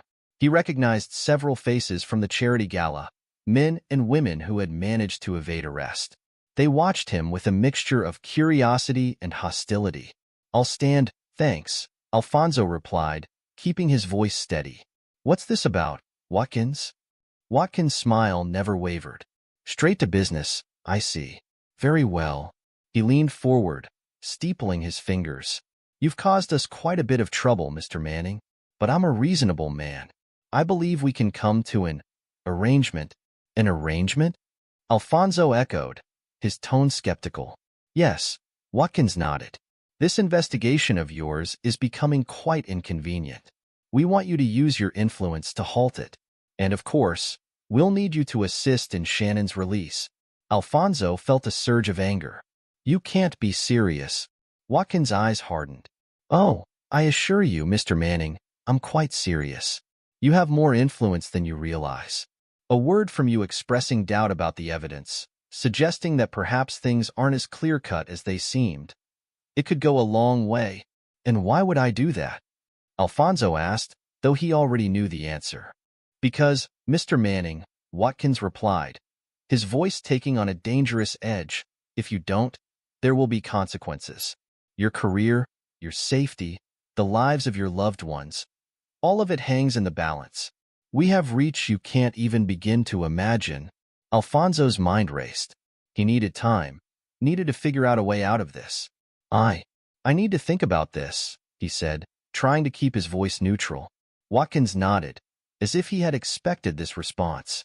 Of course, we're not unreasonable. Take some time to consider your options. We'll give you a moment to collect your thoughts. With a wave of his hand, Watkins dismissed the others from the room. As they filed out, Alfonso was left alone, the weight of the situation pressing down on him. He paced the room, his mind working furiously. He knew he couldn't give in to their demands, but outright refusal would likely get him killed. He needed a plan. As he moved around the room, Alfonso's security training kicked in. He noted potential escape routes, items that could be used as weapons. And then he saw it. A small air vent near the floor, partially hidden behind a heavy curtain. Moving as quietly as he could, Alfonso made his way to the vent. It was small, but he thought he might be able to squeeze through. Using a pin from his pocket, he began working on the screws holding the vent cover in place. Come on, he muttered under his breath as he worked on the stubborn screws. Just as he managed to loosen the last screw, he heard footsteps approaching. Quickly, he moved away from the vent, his mind racing. He had a way out now, but leaving might mean losing the opportunity to gather crucial evidence against the cult. As the footsteps grew closer, Alfonso made his decision. He would stay, for now. He had a chance to gather information that could be vital to bringing down the cult once and for all. It was a risk, but one he was willing to take. The door handle turned, and Alfonso steeled himself for what was to come. Whatever happened next, he was determined to see this through to the end. He took a deep breath, centering himself. Years of security work had prepared him for high-stress situations. But this was on another level entirely. Alfonso Manning stood in the dimly lit room of the abandoned Starlight Hotel, his mind racing. He had freed himself from his restraints, but the real challenge lay ahead. The air was thick with dust and tension, and every creak of the old building set his nerves on edge. He pressed his ear against the door, straining to hear any movement outside. Nothing. The cult members had left him alone, probably to let the weight of their threats sink in. Little did they know, Alfonso had no intention of giving in. As he contemplated his next move, a faint sound caught his attention. At first, he thought it was just the old hotel settling, but then he heard it again. Voices, muffled shouts, the unmistakable sound of running feet. Alfonso's heart rate spiked. Had Sylvia received his distress signal? Was help on the way? Or was this something else entirely? He didn't have long to wonder. Suddenly, the relative quiet of the hotel was shattered by the sound of splintering wood and shouted commands. NYPD. Freeze. The cult members, caught off guard, began to retaliate. The crack of gunfire echoed through the corridors, and Alfonso instinctively dropped to the floor, his security training kicking in. Outside his room, chaos reigned. He could hear the sounds of struggle, of bodies hitting walls, of orders being barked and ignored. Alfonso knew he had to act fast. He scanned the room once more, his eyes landing on a heavy brass lamp. It wasn't much, but it was better than nothing. He grabbed it, hefting its weight in his hand as he approached the door. Taking a deep breath, Alfonso turned the handle. The door swung open to reveal a scene of utter mayhem. Cult members and police officers were engaged in hand-to-hand combat up and down the corridor. The air was thick with gunpowder and tension. Alfonso barely had time to take it all in before a cult member noticed him and charged. Without hesitation, Alfonso swung the lamp, catching the man square in the jaw. He went down hard, and Alfonso quickly relieved him of his weapon. Now armed, Alfonso moved swiftly down the corridor, his eyes scanning for familiar faces. He rounded a corner and nearly collided with Sylvia Rodriguez. "Alfonso!" she exclaimed, her face a mixture of relief and determination. "Thank God you're all right. We need to move now." "Sylvia, how did you—" She cut him off with a wave of her hand. "No time. Watkins is trying to escape. He's got a briefcase full of documents. Could be everything we need to bring this whole operation down." Alfonso nodded, his jaw set. "Where?" "Last seen heading for the roof." "Come on." They raced through the hotel, dodging debris and ducking under the swing of a cult member's fist. Alfonso's world narrowed to a pinpoint focus: find Watkins, secure the documents, end this once and for all. As they climbed the stairs to the roof, Alfonso caught a glimpse of a figure disappearing through a door. "There!" he shouted to Sylvia. "I'm going after him. Cover me." Without waiting for a response, Alfonso burst through the door onto the roof. The cool night air hit him like a slap, a stark contrast to the stuffy interior of the hotel. And there, silhouetted against the city skyline, was Sammy Watkins. Sammy Watkins stood at the edge of the roof, his expensive suit rumpled, his usually perfectly coiffed hair in disarray. In one hand, he clutched a briefcase. In the other, a gun. "It's over, Watkins," Alfonso called out, his own weapon trained on the cult leader. "There's nowhere left to run." Watkins turned, his face a mask of contempt. "Oh, Mr. Manning, always the Boy Scout, aren't you? You have no idea what you're dealing with." "I think I have a pretty good idea," Alfonso replied, taking a cautious step forward. "Money laundering, identity theft, human trafficking. And that's just the tip of the iceberg, isn't it?" Watkins' laugh was hollow. "You think you've won? This is bigger than you, bigger than all of us. You can't stop what's coming." "Maybe not," Alfonso conceded. "But I can stop you." What happened next was a blur of motion. Watkins raised his gun, but Alfonso was faster. He tackled the cult leader, sending them both sprawling across the rooftop. The briefcase skittered away, teetering dangerously close to the edge. They grappled, each man fighting for control. Watkins was stronger than he looked, his desperation lending him strength. He landed a solid punch to Alfonso's jaw, momentarily stunning him. Watkins scrambled to his feet, lunging for the briefcase. Alfonso, shaking off the blow, launched himself forward, catching Watkins around the ankles. They both went down hard, rolling perilously close to the roof's edge. The gun had been lost in the scuffle, but that didn't stop Watkins. He fought like a cornered animal, all pretense of civility gone. His elbow caught Alfonso in the ribs, driving the air from his lungs. For a moment, Alfonso faltered. Watkins seized the opportunity, shoving hard. Alfonso felt himself sliding, the rough concrete of the roof scraping against his back. And then, suddenly, there was nothing beneath him but air. Time seemed to slow. Alfonso could see the street far below, could hear Sylvia's shout of alarm. His hand shot out, grasping desperately for anything to stop his fall. His fingers caught the edge of the roof, and he hung there, suspended between life and death. Watkins' face appeared above him, a mixture of triumph and madness in his eyes. "Goodbye, Mr. Manning," he sneered, raising his foot to stamp on Alfonso's fingers. But Alfonso wasn't done yet. With a surge of adrenaline, he swung his other hand up, catching Watkins by the ankle. The cult leader's eyes widened in shock as he lost his balance, tipping forward over the edge of the roof. In that moment, Alfonso had a choice. He could let Watkins fall, ending the threat once and for all. It would be so easy. Just let go. But that wasn't who Alfonso was. With a grunt of effort, he tightened his grip on Watkins' ankle, even as his other hand began to slip from the roof's edge. "Sylvia," he shouted. "A little help here." Sylvia appeared at the edge of the roof, her eyes widening as she took in the scene. Without hesitation, she grabbed Alfonso's arm, bracing herself against the roof's edge. Together, they hauled both Alfonso and Watkins back onto solid ground. Watkins collapsed, the fight gone out of him. Alfonso, breathing heavily, secured the cult leader's hands behind his back with his own tie. You saved me," Watkins panted, disbelief evident in his voice. "Why?" Alfonso met his gaze steadily. "Because that's what the good guys do, Watkins. We're better than you. And now, you're going to face justice for everything you've done." As if on cue, the roof door burst open.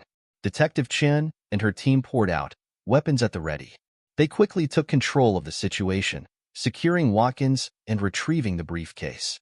Detective Chen approached Alfonso, a rare smile on her face. "Good work, Manning. We got them. All of them." Alfonso nodded, the adrenaline beginning to fade, leaving him feeling drained. "The documents?" "Safe," Chen confirmed. "And from what we've seen so far, it's everything we need to bring this whole organization down." As the police led Watkins away, Alfonso felt a hand on his shoulder. He turned to find Sylvia standing there, concern etched on her face. "You okay?" she asked softly. Alfonso took a deep breath, looking out over the city skyline. The first hints of dawn were beginning to lighten the eastern sky. "Yeah," he said finally. "I think I am." The weeks following the takedown of the cult were a whirlwind of activity. Alfonso found himself at the center of a storm of legal proceedings, debriefings, and media attention. The documents recovered from Watkins had indeed proven to be a treasure trove of information, exposing the full extent of the cult's influence.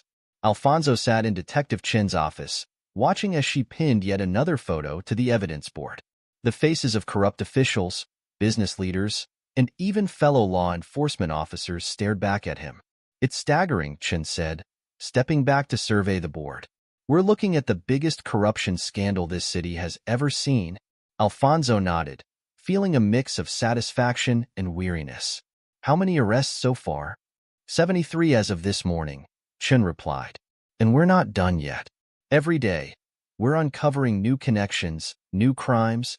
As they discussed the ongoing investigation, Alfonso couldn't help but think of Shannon. His ex-wife was facing a laundry list of charges, her trial set to begin in a few months. The woman he had loved, the life they had shared, it all seemed like a distant dream now. Chen seemed to read his thoughts. "You did the right thing, Manning. Never doubt that." Alfonso managed a small smile. I know. It's a lot to process. As he left the police station, Alfonso was accosted by a group of reporters. Their questions came rapid fire. A barrage of inquiries about the cult, about Shannon, about his role in bringing it all down. Mr. Manning, how does it feel to be hailed as a hero? What can you tell us about the ongoing investigation? Is it true that your ex-wife was a key player in the cult's operations? Alfonso held up his hands, trying to fend off the onslaught. No comment. Please, I just want to go home. He pushed through the crowd, escaping to the relative safety of his car. As he drove home, Alfonso couldn't shake the feeling of being watched. The cult might be dismantled, but its effects lingered. At home, Alfonso poured himself a drink and sank into his armchair. The house felt empty, echoing with memories of a life that no longer existed. His phone buzzed, another message from a talk show wanting an exclusive interview. Alfonso ignored it. He had given one interview, a single, powerful statement about the dangers of such organizations and the importance of trust and integrity. That was enough. He had no desire to relive the ordeal over and over for the entertainment of others. Instead, he pulled out a notepad and began to write. Ideas flowed onto the paper, plans for a new consulting firm, specializing in personal and corporate security. He could use his experience to help others protect themselves from similar threats. As he worked, Alfonso felt a sense of purpose settling over him. The ordeal had left him wiser, more cautious, but also more appreciative of genuine relationships and his own resilience. Weeks turned into months. Alfonso's consulting firm, Phoenix Security, began to take shape. He hired carefully, building a team he could trust implicitly. Among his first employees was Sylvia Rodriguez, whose investigative skills had proven invaluable. One evening, as they were closing up the office, Sylvia paused at Alfonso's desk. You know, when you first came to me with this case, I never imagined it would lead to all this. Alfonso leaned back in his chair, a wry smile on his face. You and me both. Sometimes I still can't believe it's over. Sylvia perched on the edge of his desk. Is it, though? Over, I mean. Alfonso considered her question. The cult is finished. But the work? Helping people protect themselves, exposing corruption wherever we find it? That's never over. Sylvia nodded, a smile playing at the corners of her mouth. Well then, boss, what's our next move? Before Alfonso could respond, his phone buzzed. It was a text from Detective Chin. New case. Might be up your alley. Drinks later to discuss? Alfonso showed the message to Sylvia, his eyebrow raised in a silent question. She grinned in response. I'll grab my coat. As they left the office, Alfonso felt a surge of anticipation. The future stretched out before him, full of possibilities. He had survived betrayal, faced down a dangerous cult, and come out the other side stronger for it. Whatever challenges lay ahead, Alfonso Manning was ready to face them head-on. The story concludes with Alfonso hosting a small gathering at his new office. Sylvia is there, along with Detective Chin and a few other close friends who had supported him through the ordeal. As they raise their glasses in a toast, Alfonso looks around the room, feeling a profound sense of gratitude. To new beginnings, he says, his voice steady and sure. The others echo his toast, their faces reflecting the same mix of determination and hope that Alfonso feels. As the conversation flows around him, Alfonso takes a moment to reflect on the journey that brought him here, from betrayal to justice, and finally, to peace. The road ahead might be uncertain, but Alfonso Manning was no longer afraid. He had found his purpose, his tribe, and himself.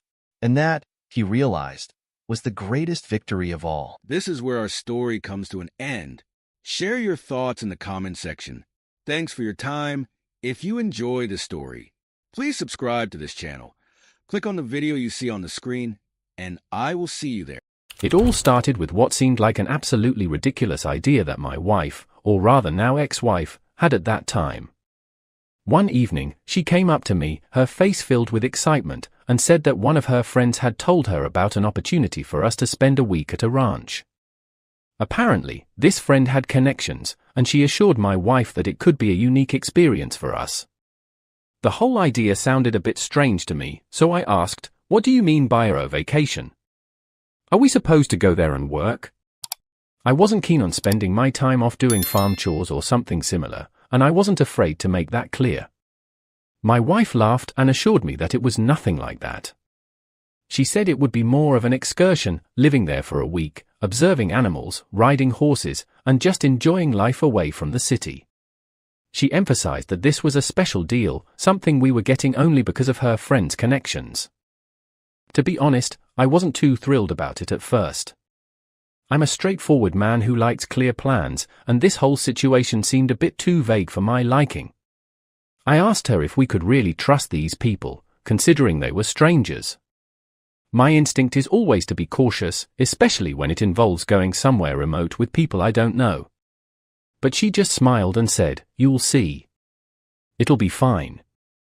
The way she said it made it clear that she wasn't really interested in hearing my doubts, and I decided not to press the matter, at least not yet. A few days later, my wife invited her friend over to discuss the trip in more detail. I thought it was only reasonable to meet this person if I was supposed to trust her word. The friend seemed nice enough, though I could tell right away that she had an unusual air about her. She was one of those people who had a sort of restless energy, talking fast and constantly shifting from one topic to another. When I asked her about the ranch and what exactly we could expect, she assured me that it was all perfectly arranged. According to her, the woman who ran the ranch was a good friend of hers, although she did mention, almost in passing, that this friend was a bit eccentric. I didn't particularly like the sound of that, but I kept my opinion to myself. The more they talked about it, the more it felt like the whole thing was already decided, regardless of how I felt. My wife seemed genuinely excited, and her friend kept talking about how amazing and unique this opportunity was, something we wouldn't be able to experience under normal circumstances. I could tell they were both caught up in the idea, and I wasn't entirely comfortable being the only one raising concerns. At the same time, I wasn't about to just let it slide without making sure I knew what we were getting into. I asked a few more questions, like whether there would be anyone else there or if it was just going to be us. The friend assured me that it would be private, just for us, and that made me a bit more at ease. At least it wouldn't be crowded with strangers. The friend went on to explain more details about how we'd be able to see animals up close, interact with them, and even have the chance to ride horses. She said it would be an experience unlike anything we'd ever done before. I noticed how my wife's eyes lit up at the mention of horseback riding. It seemed to mean a lot to her, and I wasn't one to deny her something she clearly wanted so much. Still, I asked if there was anything we should be worried about. I wanted to make sure we weren't walking into some chaotic situation. The friend waved my concerns away, assuring me that everything would be perfectly organized and that the ranch was a beautiful, peaceful place. The following days were spent preparing for the trip. My wife was in high spirits, talking about what we should pack and making plans for what we would do once we got there. I mostly kept to myself, listening and nodding along, though I couldn't shake the feeling that this whole thing might end up being more trouble than it was worth. Still, I'd given my word, and once I agree to something, I follow through. Eventually, we set a date, and everyone seemed ready to go. In the end, we all agreed to take this leap, hoping it would turn out to be the adventure they promised it would be. A week later, we all met up, ready for the trip. I had taken time off from work, and so had my wife. We packed our bags, and I couldn't help but notice the stark difference between our luggage. My things fit neatly into a single backpack, while my wife had a massive suitcase for herself. I found it amusing and couldn't resist making a little joke about it. You do realize we're not heading to a luxury resort, right? It's probably going to be muddy, and everything will stink of animals, I said, trying to keep the tone light. My wife just rolled her eyes and reiterated, for what felt like the 10th time, that we were going there to relax, not to work. I let it go. There wasn't much point in arguing over it. We picked up her friend, who would be joining us, and headed off to the ranch. When we finally arrived, we were greeted by the friend of my wife's friend, the one who worked at the ranch. She wasted no time in showing us to our accommodations. To my surprise, we were taken to what was essentially a barn, a hayloft, to be exact. There were neat little beds set up in the hay, and while it wasn't exactly luxury, I had to admit there was something charming about the simplicity of it. The summer heat was almost overwhelming, but the rustic setting seemed fitting, given where we were. My wife, on the other hand, looked less than impressed. I could see the skepticism on her face, and I decided to lighten the mood. "This is all part of the experience," I told her, trying to sound as enthusiastic as I could. She didn't seem convinced, but at least she didn't argue. After we got settled, our guide, the friend who worked there, took us on a tour of the ranch. She was clearly passionate about the place, and I couldn't help but notice how much she talked about the animals. It wasn't just the usual talk of feeding or caring for them, she spoke of them almost as if they were people. She told us about each horse by name, recounting stories of their behavior and quirks. One particular story caught me off guard. She mentioned that one of the horses had replaced her husband after he passed away. I raised an eyebrow at that, trying to hide my surprise. I couldn't help but wonder what exactly she meant by that.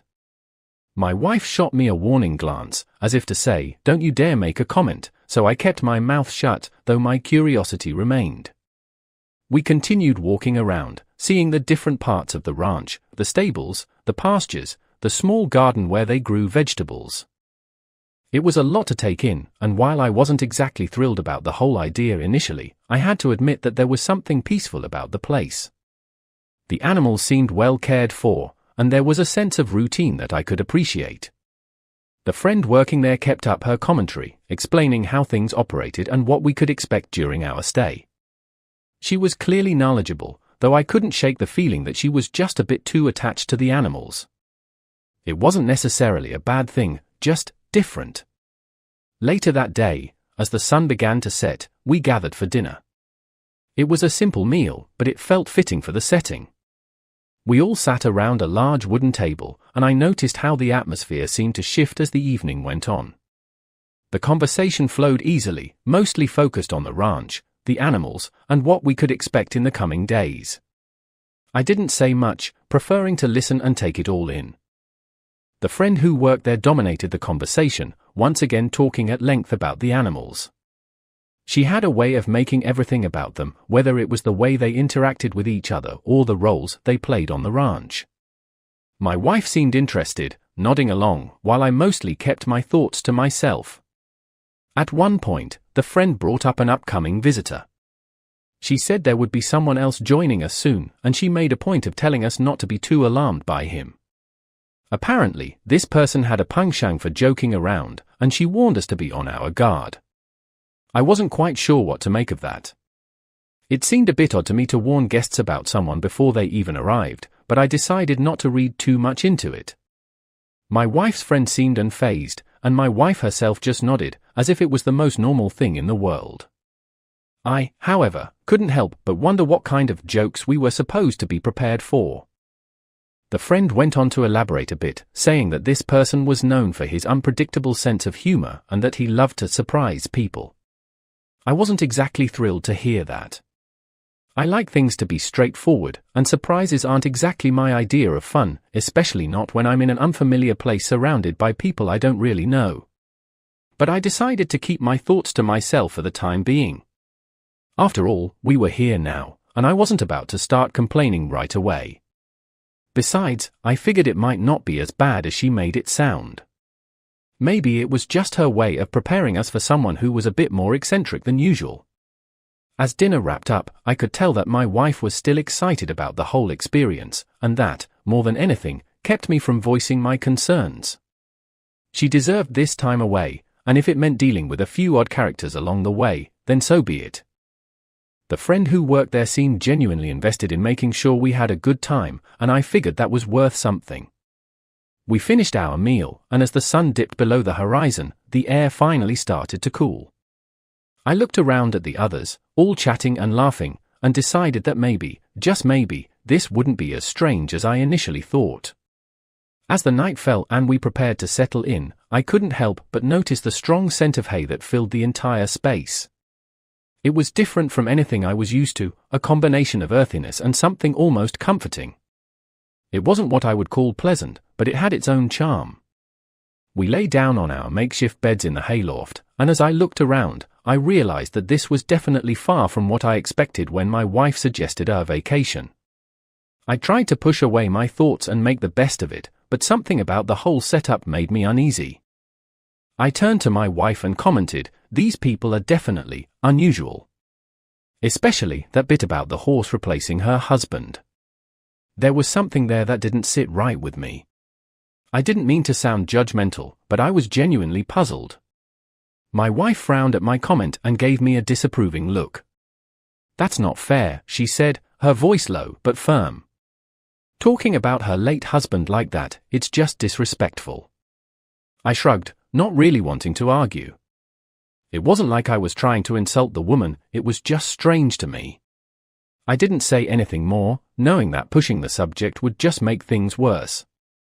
She turned away, and I could tell that she was annoyed, but I wasn't about to apologize for pointing out something that made me uncomfortable. We were in an unfamiliar place, surrounded by people I didn't know, and I wasn't going to ignore my instincts just to avoid a disagreement. As we lay there in the dim light, trying to get comfortable on the beds of hay, the conversation took a different turn. My wife's friend, who had been quiet up until that point, suddenly chimed in. She started complaining about how uncomfortable the sleeping arrangements were and how she doubted she'd get any rest at all. Her complaints were almost amusing, especially considering that she had been so enthusiastic about the trip earlier. I couldn't help but smirk at her change in attitude. It wasn't long, though, before her complaints turned into curiosity about the mysterious person who was supposed to join us. She seemed genuinely intrigued, and the way she spoke about it made me think she knew more than she was letting on. After a few minutes, my wife's friend seemed to drop her complaints entirely and instead began to speculate about the identity of the mysterious person. It was almost as if her discomfort had been forgotten entirely.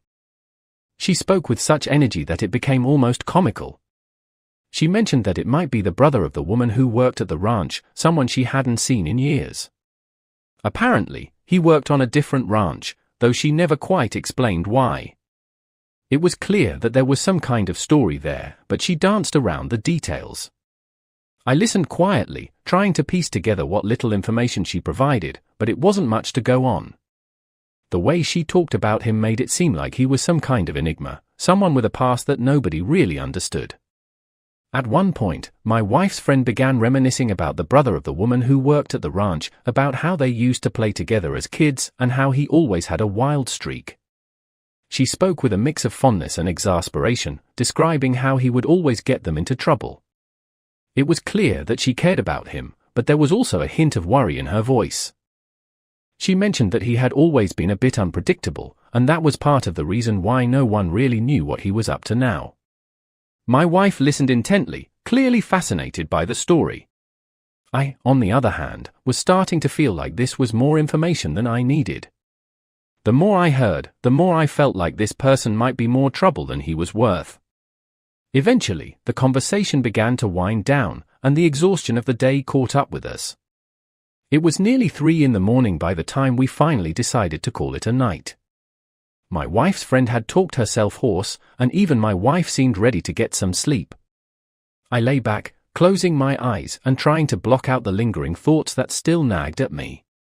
There was something about this place that I couldn't quite put my finger on, but for now, I was too tired to care. We all settled into our makeshift beds, and within minutes, the loft was filled with the sound of slow, even breathing as we drifted off to sleep.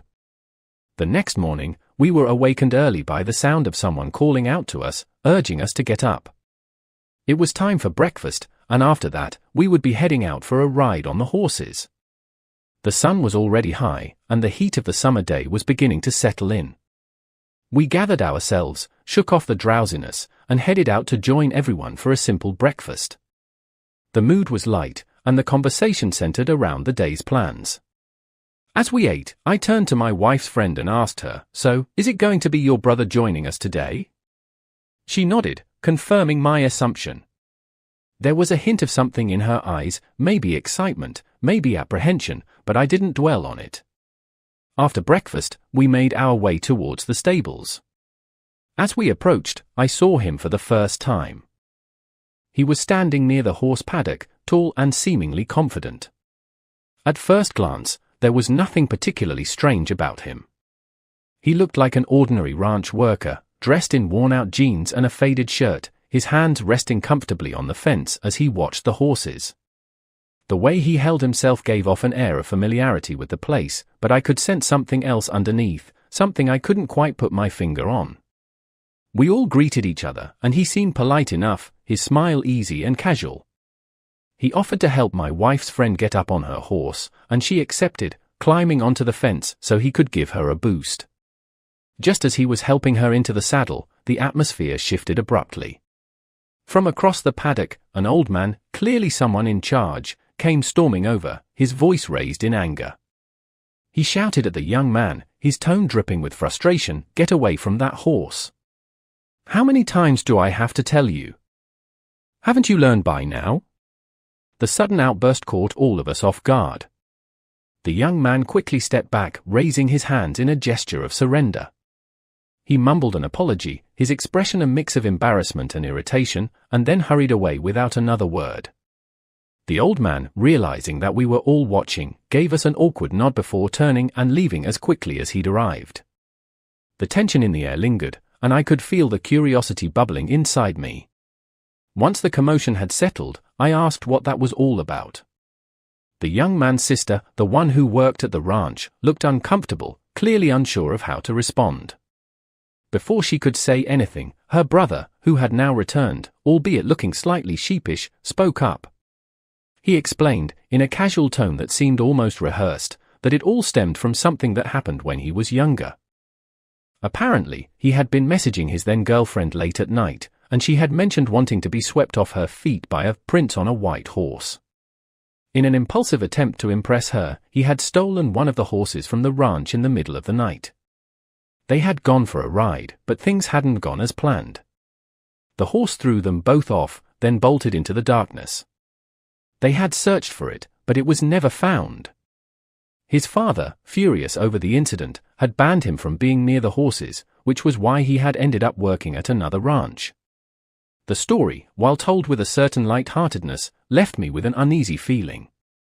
The fact that he had stolen a horse just to impress someone, and then lost it, seemed irresponsible at best. It made me wonder whether there was more to the story, something he wasn't telling us. My wife's friend seemed embarrassed, her gaze fixed on the ground as her brother spoke. The young man, on the other hand, seemed almost proud of his actions, as if it was some grand adventure rather than a mistake that had cost the ranch a valuable animal. I couldn't help but feel a pang of concern as he continued to talk, his tone growing more animated as he described the escapade. It was clear that he didn't see anything wrong with what he'd done, and that bothered me. Despite the awkwardness of the situation, we eventually moved on, preparing for the ride ahead. We each chose a horse, and the young man, despite his supposed restrictions, was there to help us get ready. He spoke about the horses with a strange intensity, describing their personalities and how to handle them. There was something about the way he spoke that made me uncomfortable. He compared the horses to women, talking about how they needed to be tamed and understood. The way he spoke, it was almost as if he was implying something more, something inappropriate. My wife seemed unfazed by his words, but I couldn't help but feel a knot forming in my stomach. The way he patted the horses, the way his hands lingered just a bit too long, set off alarms in my mind. Eventually, we finished the ride and returned to the stables. The young man dismounted and began helping everyone else down from their horses, his hands lingering just a bit too long as he assisted my wife and her friend. I watched, my jaw clenched, as he smiled and made small talk, his eyes lingering on them in a way that made my skin crawl. I wanted to say something, to call him out on his behavior, but I held back.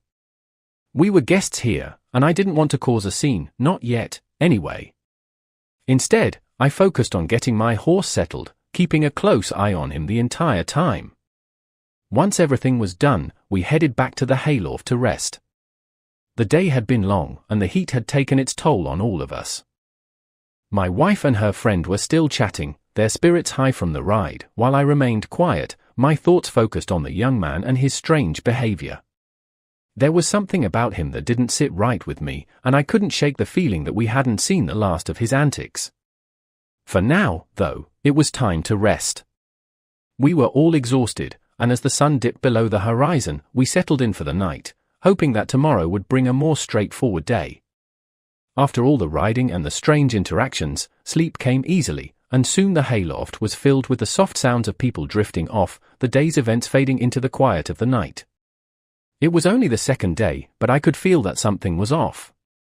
Later in the afternoon, I brought up the subject of that young man again. There was something about him that just didn't sit well with me. I turned to my wife and made a comment about how strange the whole situation was. Sure, the day had been enjoyable, but the things that Guy said, the way he acted around the horses, it all made me uneasy. My wife, of course, didn't see it the same way.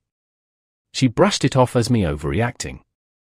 "Maybe you're just reading too much into it," she said, her tone light. Her friend chimed in, agreeing, and even joking that maybe I was the one with a strange perspective. I shook my head, trying to ignore their laughter, and insisted that there was something wrong there. But eventually, I let it drop, knowing that continuing the argument wouldn't get me anywhere. The rest of the evening passed quietly enough, but I couldn't shake the feeling of unease. The others seemed to be enjoying themselves, laughing and talking as if nothing had happened, while I kept my thoughts to myself. By the time night fell, I started to feel physically off as well. A wave of fatigue washed over me, and I could feel the telltale signs of a fever setting in. I tried to ignore it at first, thinking maybe it was just the heat of the day catching up with me, but it wasn't long before I knew that I was actually getting sick. My wife noticed my discomfort and asked if I was okay, and I reluctantly admitted that I wasn't feeling great.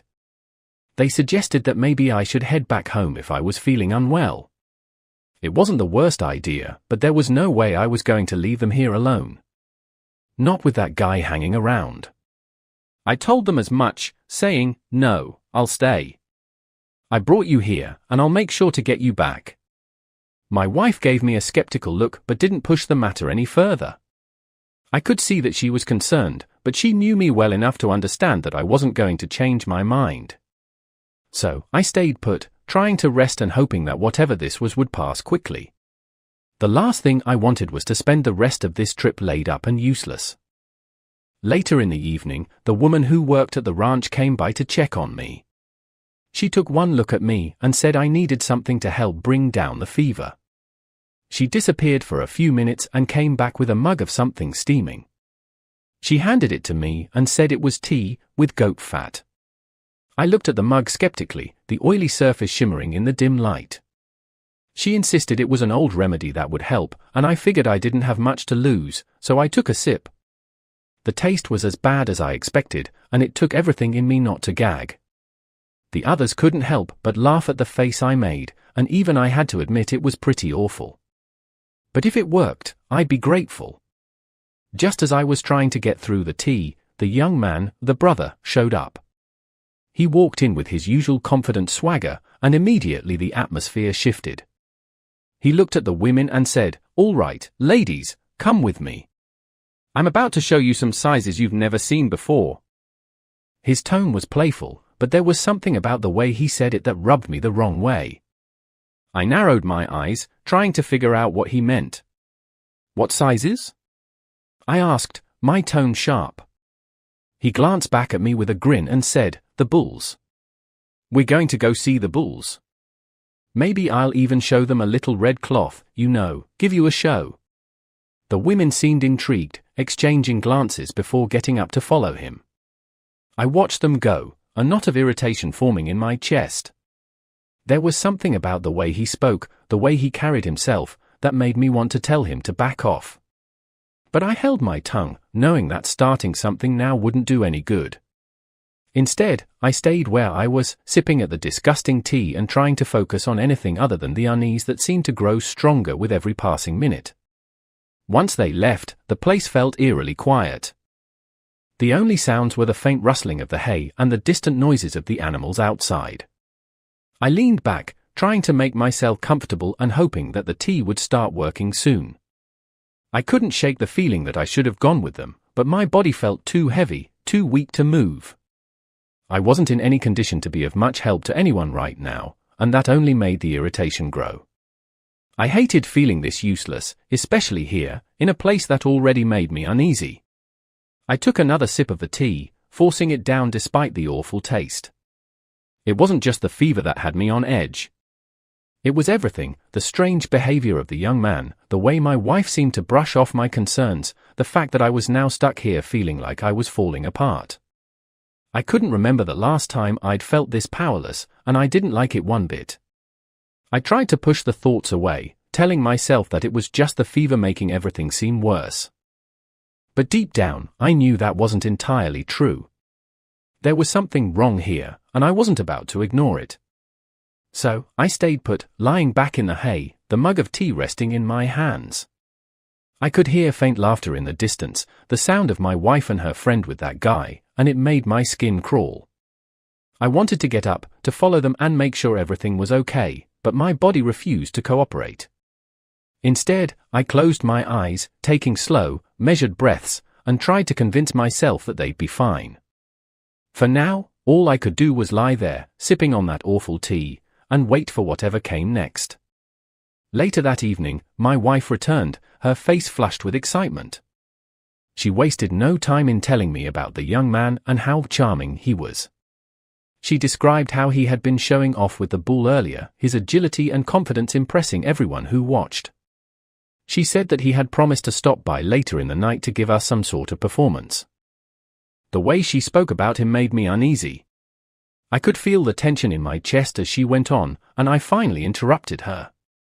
"Isn't he taking a bit too much on himself?" I asked, my tone sharper than I intended. She looked at me with a raised eyebrow and, with a slight smirk, asked, "What, are you jealous?" I didn't bother denying it. "Yes, actually," I replied. "He's drawing way too much attention to himself, especially from you. And what's the deal with these nighttime performances? What's he planning to do, exactly?" My wife rolled her eyes, clearly amused by my reaction. "Come on," she said, "it's just a bit of fun. You don't need to make a big deal out of it." I could feel my irritation growing, but before I could say anything more, there was a knock on the door, and the young man himself appeared, accompanied by my wife's friend, who seemed equally eager to see whatever he had in store. The young man greeted us with his usual confident smile, his eyes lingering on my wife for just a moment longer than I liked. He didn't waste any time, urging the women to come with him to some place he had prepared. My wife's friend was already by his side, and my wife gave me a quick glance before following them. I didn't like it, not one bit, but I knew that arguing now wouldn't do any good. So, I stayed where I was, watching as they left the room, my unease only growing stronger. Once they were gone, I tried to focus on anything else, but it was no use. The whole situation felt wrong, and I couldn't shake the feeling that something was about to happen. A few minutes later, the young man returned alone. He walked in casually, as if he owned the place, and looked at me with that same smug grin. "Not bored here all by yourself?" he asked, his tone dripping with mock concern. I narrowed my eyes, already tired of his games. "I'm fine," I replied, my voice flat. He didn't seem to care about my answer, though. Instead, he stepped closer, leaning against the wall and crossing his arms as he looked around the room. There was a moment of silence before he spoke again, his voice lower this time, almost conspiratorial. "You know," he said, "you have a really beautiful wife. If I were in your shoes, I think I'd be losing my mind right about now." His words hit me like a punch to the gut. I could feel my jaw clench as I looked at him, trying to keep my temper in check. "What are you trying to say?" I asked, my voice cold. He just smiled, that infuriating smile that made my skin crawl, and shook his head.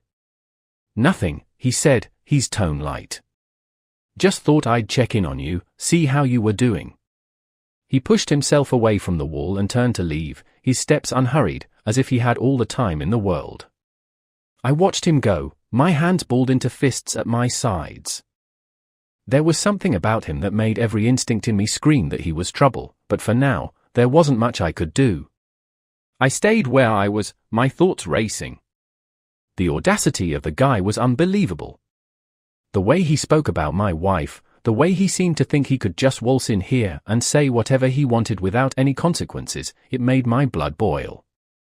But I knew that confronting him now wouldn't get me anywhere. He thrived on provoking others, on getting under people's skin, and I wasn't about to give him the satisfaction of seeing me lose my cool. Instead, I took a deep breath, trying to calm myself down. This wasn't over, not by a long shot, but for now, I had to play it smart. A little later, my wife and her friend returned, laughing as they entered the room. I could feel my irritation building again. The whole situation with that young man was really starting to get under my skin, and I couldn't stay silent about it any longer.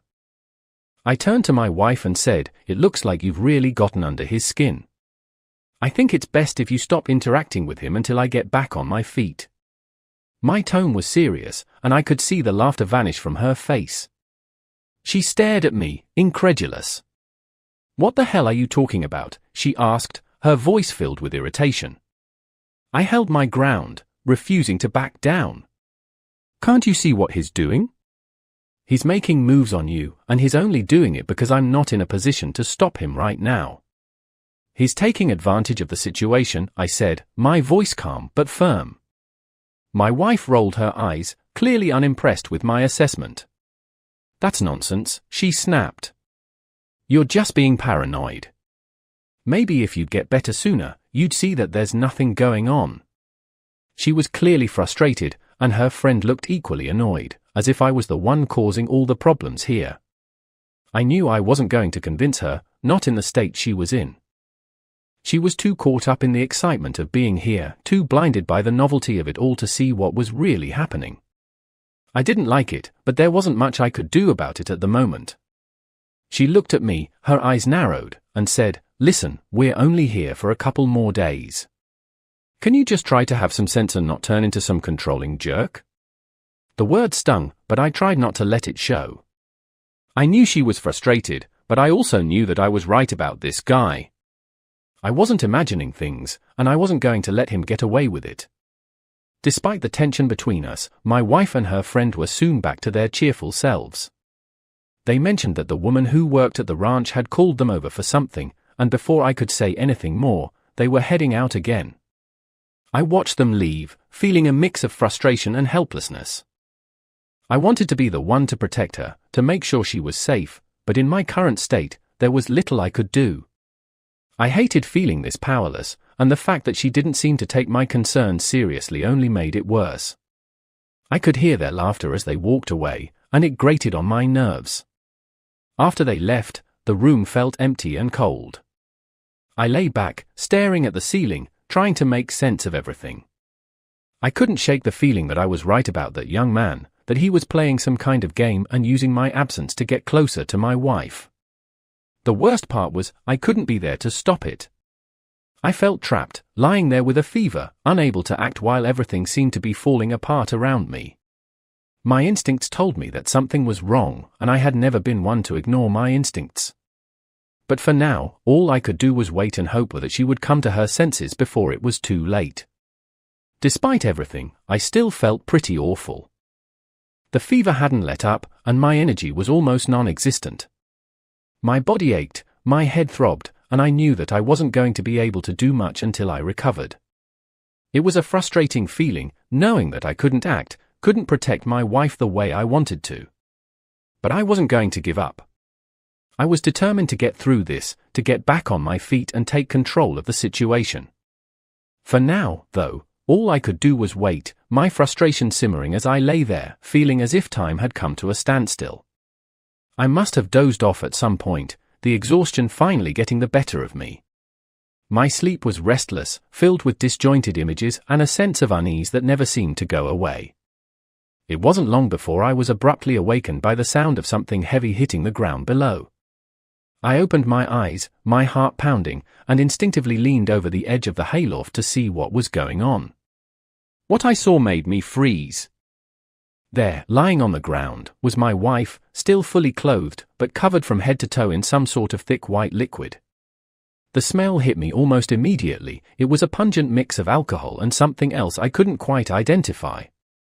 My mind raced, trying to make sense of what I was seeing. What the hell happened here? I muttered to myself, my gut churning with unease. I made my way to the stables, each step feeling heavier than the last. The closer I got, the clearer the noises became: laughter, whispers, the unmistakable sounds of something intimate. I pushed open the door just a crack, peering inside, and what I saw made my stomach turn. There, in the dim light of the stable, was the young man, the brother, with my wife's friend. They were tangled together, their movements shameless, and as if that wasn't enough, they were both reaching out, touching one of the horses, their hands moving over its body in a way that made my blood run cold. It was twisted, something out of a nightmare, and I felt a wave of nausea wash over me. For a moment, I couldn't move. I was rooted to the spot, my mind struggling to process what I was seeing. Then, almost mechanically, I reached for my phone. I didn't know what else to do. I needed proof, something to show that this wasn't just some fever-induced hallucination. My hands were shaking as I hit the record button, the screen lighting up as I captured every sickening detail. The young man's laughter, the way they moved, the way they touched the horse, it was all there, recorded in stark, undeniable clarity. I felt a mix of rage and disbelief, my heart pounding in my ears as I stood there, hidden in the shadows, watching. I don't know how long I stood there, my phone held up, my body tense. It felt like an eternity, each second stretching on as I watched them. Finally, when I had seen enough, I stopped the recording and slipped away, my stomach churning with disgust. I needed to get back to my wife, to figure out what had happened to her. I retraced my steps, my mind racing, the images from the stable replaying over and over again. The further I got from the stables, the angrier I became. This was beyond anything I could have imagined, and I knew that there was no going back from this. Whatever was happening here, it was far worse than I had thought. When I returned to where my wife was lying, she hadn't moved. She was still covered in that thick, white liquid, the smell of alcohol clinging to her like a cloud. I knelt beside her again, my eyes scanning her body for any sign of injury, anything that could explain what had happened. It was then that I noticed her phone, half buried beneath her arm. I reached for it, my fingers trembling as I unlocked the screen. What I found made my heart drop. There were videos of her, of that young man, of the others. It was all there, the evidence of what had been happening behind my back. I felt a cold fury settle in my chest, my vision blurring as I scrolled through the footage, each clip worse than the last. With shaking hands, I sent the videos to my own phone, making sure I had a copy of everything. I knew what I had to do, and there was no time to waste. I stood up, looking down at my wife for a moment, my mind racing. The person I thought I knew was gone, replaced by someone I couldn't even begin to understand. I turned away, grabbing my backpack with my belongings and heading for the car. I wasn't going to stay here another second. I left her there, lying on the ground, and I left her friend as well. There was no explanation, no goodbye, I was done. I drove away, the anger and betrayal swirling inside me, the road ahead blurry as I tried to make sense of everything that had happened. The drive home felt like it took forever, but at the same time, I couldn't even remember most of it. My mind was a haze of emotions: anger, disgust, disbelief. I kept replaying the images in my head, the videos, the things I had seen. By the time I got home, I knew what I had to do. I wasn't going to let her back into my life, not after everything she had done. I walked into the house and immediately started gathering everything I could. I collected all the cash I had hidden away, all the emergency savings, and transferred the rest of the money from our joint accounts to my personal one. There was no way I was leaving anything for her. Once I had secured the money, I went to the garage and found the old set of locks I had kept from when we first moved in. It was late, but I didn't care.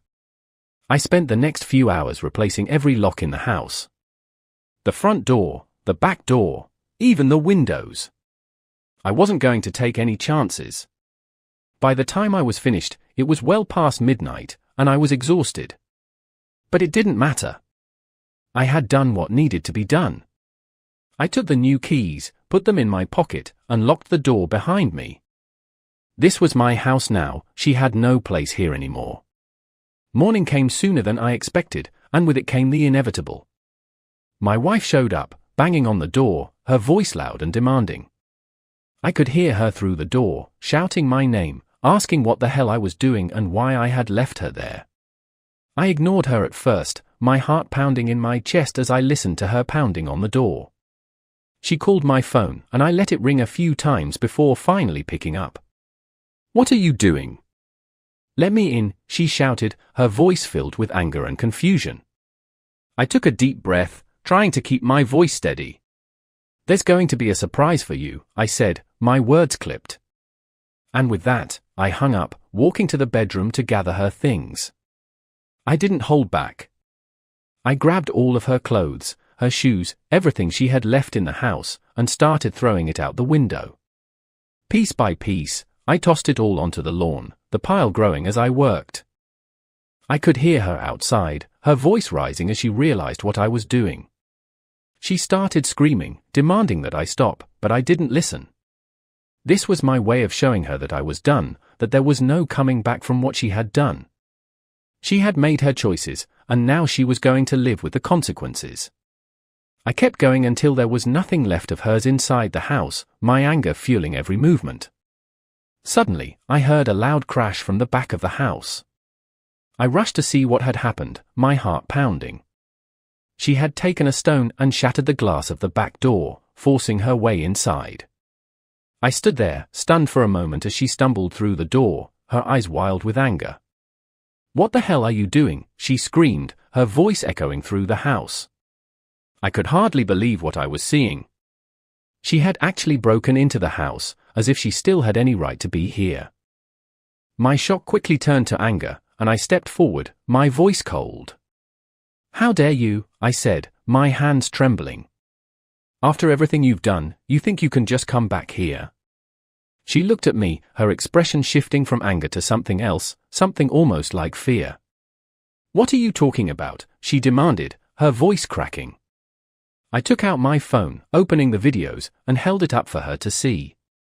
"I saw everything," I said, my voice low. "I know what you did.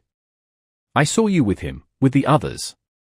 I know what you've been doing behind my back." Her face went pale, her eyes widening as she looked at the screen. For a moment, there was silence, the reality of the situation sinking in. She opened her mouth to speak, but no words came out.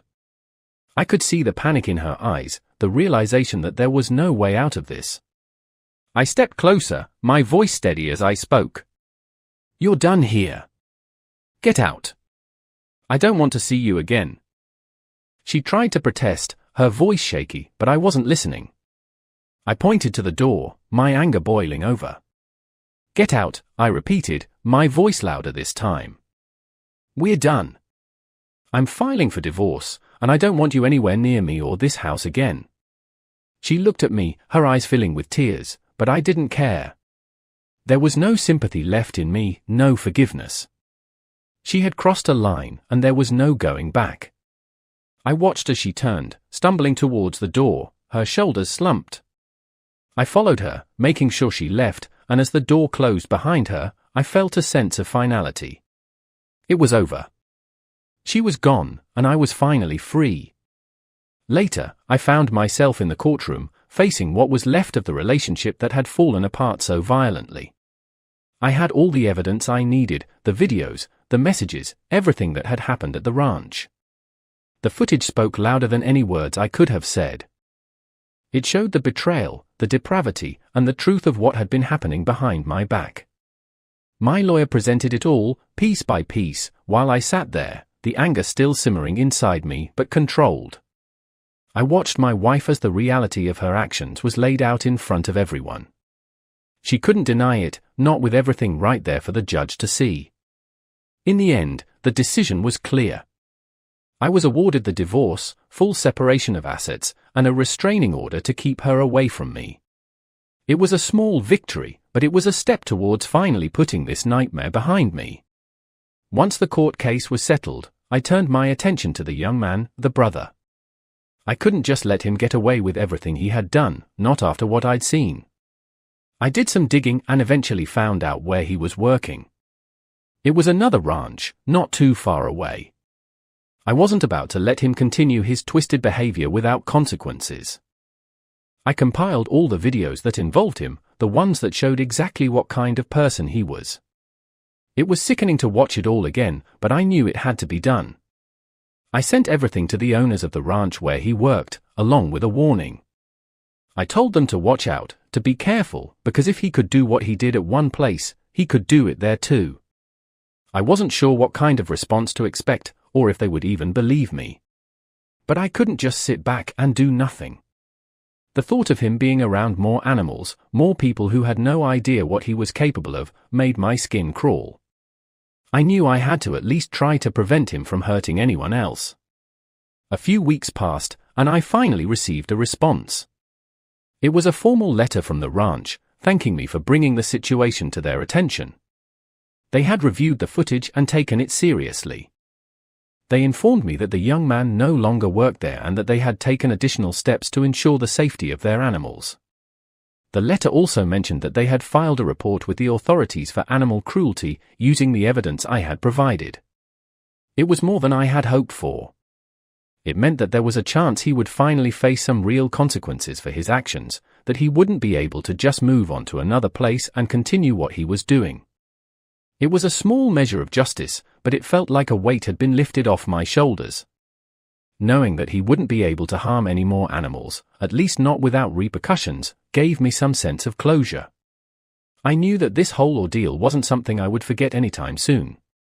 The betrayal, the lies, the things I had seen, they would stay with me. But I also knew that I had done everything I could to make things right, to protect others from the same kind of pain. It wasn't perfect, and it didn't erase what had happened, but it was enough for now. I had taken back control of my life, and I had made sure that those who had wronged me faced the consequences of their actions. As I put the letter away, I felt a sense of finality. The chapter was closing, and while the scars would remain, I was ready to move forward.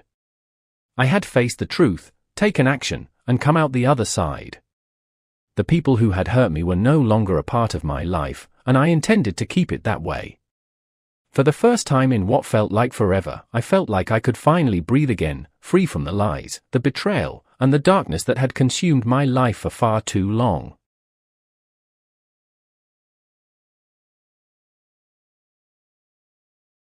This is going to be a bit different from the usual stuff you read around here.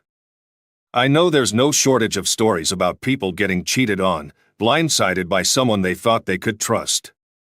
But my story? It's not exactly that. See, I wasn't just the guy who got screwed over. In the end, I did some screwing over too. But let me tell you something, before you start thinking I'm just another asshole, I didn't get there on my own.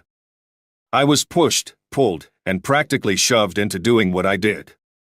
It wasn't entirely my fault. But hey, let's back up a bit. We gotta start somewhere, right? I figure a little context won't hurt before I dive into the madness. First off, I'm just an average guy.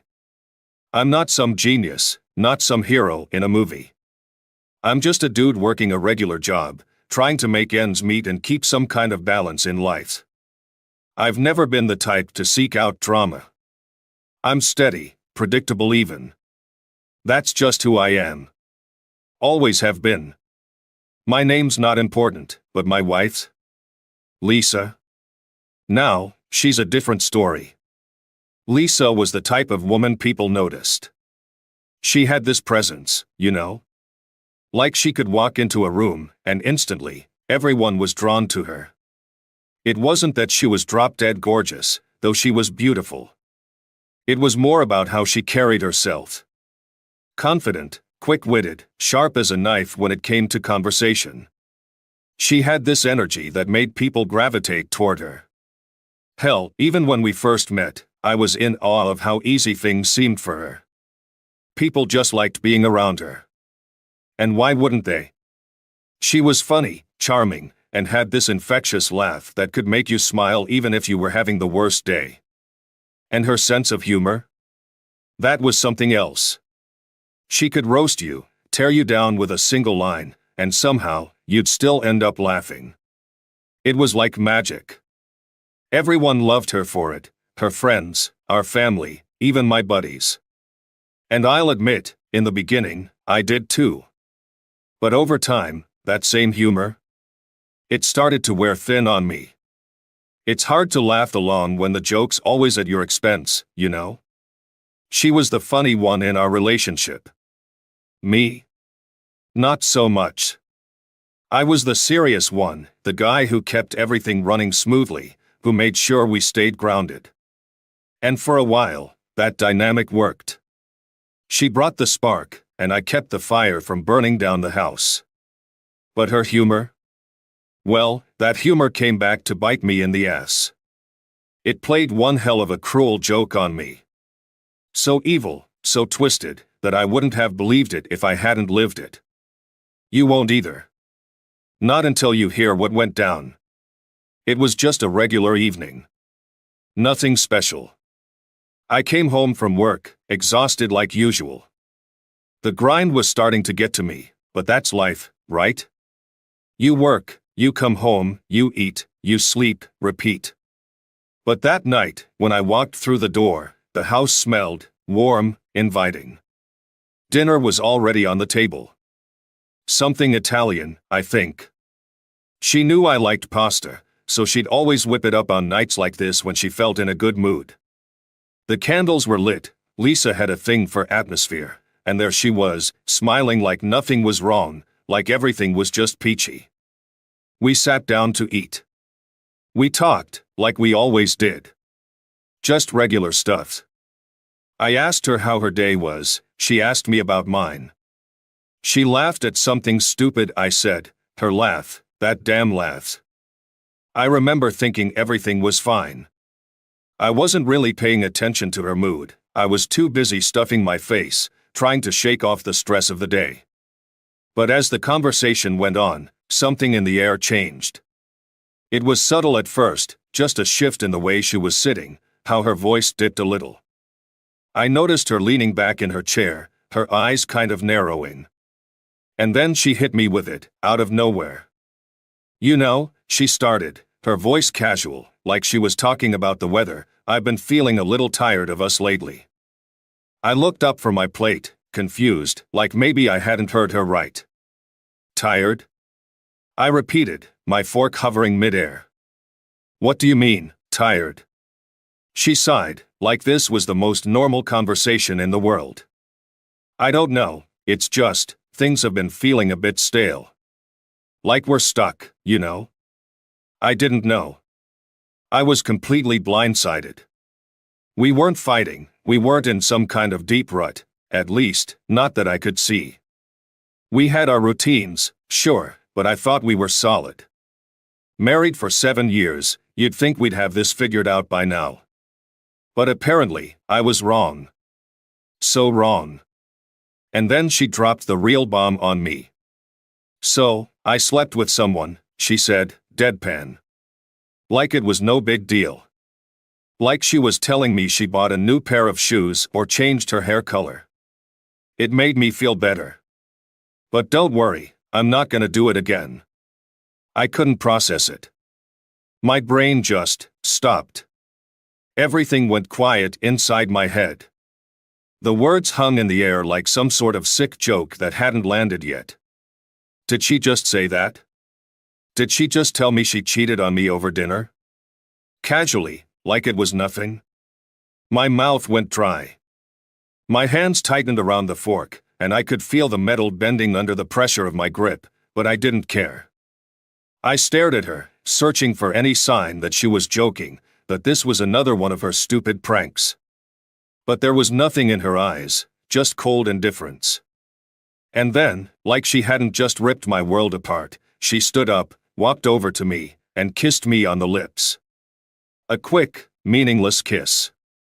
Good night, she said softly, and without another word, she turned and walked to the bedroom, leaving me sitting there, completely paralyzed. I couldn't move. I couldn't even think straight. I stared down at my hands, realizing I had bent the damn fork in half. My chest was tight, and all I could feel was rage building up, filling every part of me. But instead of going after her, instead of demanding answers, I stayed rooted to my seat, fists clenched, my mind spinning with one thought: revenge. She thought she could just drop that bomb, kiss me, and go to bed like nothing happened? Like I wasn't supposed to react? Oh, I was going to react, all right. I was going to make her regret ever opening her mouth. But how the hell was I supposed to know it was all a joke? How was I supposed to know that her sick sense of humor would take things this far? As soon as she kissed me on the lips and walked off to the bedroom like nothing happened, I felt this surge of rage just burn through me. I couldn't sit there and stew in it, not with the way my mind was spiraling. So, without a second thought, I grabbed my jacket, threw it on, and walked straight out of the house. I needed to get out of there. I needed air, space, something to clear my head, but more than that, I needed someone to talk to. My first instinct was to call my best friend, the guy I'd usually turn to when shit hit the fan. But as I was scrolling through my contacts, my thumb paused on someone else's name, my wife's friend. Let's call her Megan. Now, Megan wasn't just some random friend of Lisa's. I'd known her longer than I'd known my wife. We used to run in the same circles before Lisa and I ever became a thing. And if I'm being completely honest, there had always been something between Megan and me. Nothing serious, but I knew she liked me back then, before I got with Lisa. It was one of those things where the timing was never right. But I had a gut feeling, her feelings hadn't gone anywhere, not entirely. So, without really thinking it through, I called her. She picked up after a couple of rings, sounding surprised but not in a bad way. "Hey, what's up?" she asked, her voice casual, like we hadn't spoken in months. "Can you meet me?" I blurted out. "At the bar near your place?" I need to talk." There was a pause, a brief one, but she didn't ask any questions. "Sure. I'll be there in 10. That was it. No grilling me about why I needed to talk or what was going on. She just agreed, like she knew something was up. I jumped in my car and headed to the bar, my mind still racing with what had just gone down at home. When I pulled up to the place, I saw her immediately. She was already sitting at a booth, nursing a drink. Megan looked up as I walked in, her eyebrows raised slightly in surprise.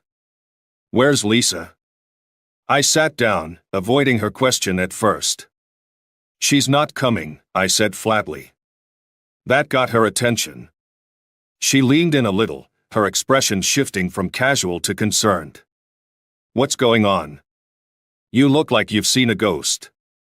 We ordered a couple of drinks, and once the alcohol hit my system, the words just poured out. I told her everything, what Lisa had said, how she casually dropped that she cheated, and how she acted like it was no big deal. At first, Megan didn't believe me.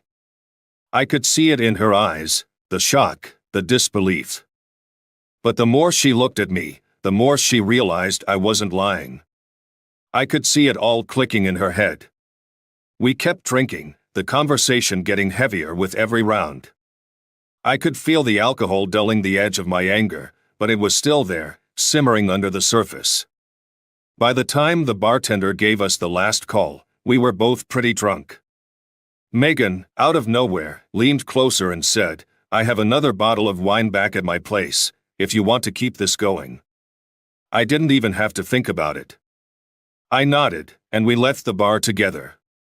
Her apartment was only a short walk from the bar. We stumbled in, laughing about something I can't even remember now. The moment we opened that bottle of wine, though, I knew exactly where the night was heading. There was this look in her eyes, a kind of intensity, and I wasn't going to stop it. I didn't want to. It didn't take long. After a few glasses, things escalated. 1 minute we were talking, and the next, we were on her couch, hands everywhere, lips locked. And in that moment, I decided to do something I hadn't planned on at all. I pulled out my phone and started filming. Not the whole thing, just clips here and there. Megan noticed, of course, and at first, she wasn't having it. "What are you doing?" she asked, her voice a little slurred but still sharp. She pushed my hand away. "It's just for me," I said quickly, trying to reassure her. "No one else will ever see it, I promise. It'll be fine." She hesitated but eventually caved. Alcohol, desire, and years of unresolved tension will do that, I guess. So, I kept the camera rolling for a bit, capturing just enough to satisfy whatever twisted part of me thought this was a good idea. Afterward, when it was all over, I sat up and told her I had to go. She looked at me, disappointed. "You're leaving?" she asked, a little hurt creeping into her voice. "Yeah, I should," I said, already feeling the weight of what I had just done. "It's late." She wanted me to stay. I could tell. But I wasn't about to spend the night in her bed. This wasn't going to be a regular thing, and I sure as hell wasn't about to complicate my life even more by sticking around. So I left. I called a taxi, and as I sat in the back seat, my head spinning from the booze and the sex, I couldn't help but feel a strange mix of satisfaction and guilt. I'd done it. I'd taken revenge. But had it made me feel better? No. Not really. If anything, I just felt hollow. Like the night had filled a temporary void, but it wasn't going to fix anything. When I got home, it was late. The house was dark, and Lisa was probably asleep in the bedroom, completely unaware of what had just happened. I stood in the hallway for a minute, my mind racing, trying to process everything. And then, without a word, I headed to the couch and crashed there for the night. The next morning, I could already feel the tension in the air. You know that heavy, suffocating kind of silence that just tells you something's off? Yeah, that was it. I tried to shake it off as I dragged myself into the kitchen, half expecting Lisa to be all sunshine and rainbows, acting like last night never happened. But nope. She was sitting there at the table, her eyes narrowed and lips pressed together in a thin line as she scrolled through her phone. She didn't even look up when I walked in, just sipped her coffee, but I could tell she was pissed. Not raging pissed, more like that low-burn simmering kind of anger where you know she's just waiting to explode. I sat down across from her, pretending not to notice, but I could feel the weight of her eyes on me, practically drilling into the back of my head. We ate in silence for a few minutes before she finally spoke, her voice dripping with irritation. "So," she said, dragging the word out, "where the hell were you last night? You came home so damn late, and you didn't even come to bed." I could feel her eyes on me, waiting for an explanation, but I wasn't in the mood for her interrogation. Still, I knew I had to answer, but this time, I wasn't going to lie. She had started this mess, after all. I took a deep breath, trying to sound as calm as possible. "I was out," I said flatly, not giving her anything more to work with just yet. Needed some space to think. Her eyes narrowed, and she set her phone down, giving me her full attention. "Think about what?" "Because, from where I'm sitting, it looks like you were up to something." I glanced at her, a slight smirk tugging at the corner of my mouth. "Yeah, I was thinking. About us. About how I'm a little tired of our relationship too." That caught her off guard. She blinked a few times, her brows furrowing in confusion. "Wait, what? You're tired? Since when?" I shrugged, keeping my tone casual, like it wasn't a big deal, even though we both knew it was. "For a while, I guess. And last night," I paused, letting the tension build in the room. "I did something about it." Her expression didn't change at first. She looked confused, almost like she thought I was screwing with her. Then she leaned back in her chair, crossing her arms, and smirked like she had caught me in a lie. "Oh really? You did something about it? What did you do, huh? Cheat on me?" I stared right at her and nodded. "Yeah. I did." The smirk stayed on her face, but her eyes were searching mine, trying to figure out if I was serious or not. "Oh, come on," she said, letting out a short laugh. "You're joking. What is this, your way of getting back at me for what I said last night?" I didn't break eye contact. I'm not joking, Lisa. I cheated on you, her smile faltered, but only for a second. Sure, you did. With who? The waitress at the bar? Some random girl from work? Who? I took another breath, knowing exactly what this was about to do to her. No. Not some random girl. It was with Megan that did it. Her smile disappeared entirely, replaced by a look of disbelief. She stared at me, her mouth slightly open as if she couldn't quite process what I had just said. Wait. What? Megan? My Megan? Are you serious right now? I didn't flinch. Yeah. I slept with her last night, she blinked again, then burst out laughing, though this time it was more out of nerves than humor. Oh my God, you're kidding. You have to be. Megan? That's your big lie. What kind of joke is this? I didn't say anything, just calmly reached into my pocket, pulled out my phone, and opened the video. I pressed play and held it up for her to see. She looked at the screen, still smiling, still thinking this was some elaborate prank. But as the video started, and Megan's face appeared, her smile began to waver. Then the sound kicked in, our voices, the unmistakable noise of what we had done, and her expression changed completely. Her face went pale, her eyes widening in shock. Her hand flew up to her mouth, and before I could react, she smacked the phone out of my hand with enough force to send it clattering across the table. You bastard, she screamed, her voice cracking as she stood up so fast her chair almost toppled over. You fucking idiot. You slept with Megan. You're out of your goddamn mind. I stood up, my own anger rising to match hers. Oh, so now I'm the asshole? What about you, huh? You cheated on me first. You don't get to play the victim here, she glared at me, her eyes wild, her breathing heavy. I didn't cheat on you, you moron.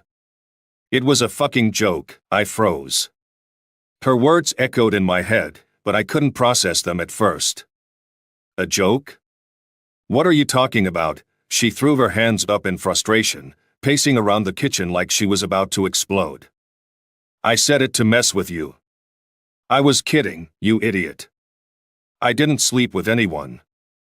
I was going to tell you after you cooled down, but you stormed out of the house like a maniac before I could explain. The room started spinning. My brain struggled to catch up with what she was saying. A joke? You were joking, yes, she screamed, tears welling up in her eyes. I was fucking joking. I never cheated on you. But you? You just went and slept with Megan and filmed it? How the hell do you expect me to react to that? I felt like the floor had dropped out from under me. All the anger, all the justification I had built up inside myself crumbled in an instant.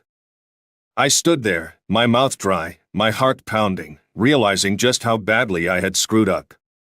Lisa, I said softly, trying to reach for her. I didn't know. She cut me off, her voice cracking. I don't want to hear it. You've done enough. Tears streamed down her face now, and she looked more broken than I had ever seen her. You ruined everything, you asshole. You slept with my best friend. How am I supposed to forgive that? I had no words. There was nothing I could say to fix it. I didn't know, I repeated weakly, but the words felt hollow, useless. She shook her head, backing away from me. Just go. I don't want to see you right now. With that, she turned and stormed off to the bedroom, slamming the door behind her so hard the walls shook. I heard the lock click, followed by the sound of her sobbing. I stood there in the middle of the kitchen, feeling like my world had just imploded. I wanted to fix it, to apologize, but what could I do? I had fucked up. Badly. And now, there was no turning back. After Lisa locked herself in the bedroom, I knew I couldn't just sit around and wait for things to fix themselves. The guilt was eating me alive. I couldn't get the look on her face out of my head, the shock, the hurt. But at the same time, I was still angry. Angry that she had even made that stupid joke in the first place, that she pushed me to this.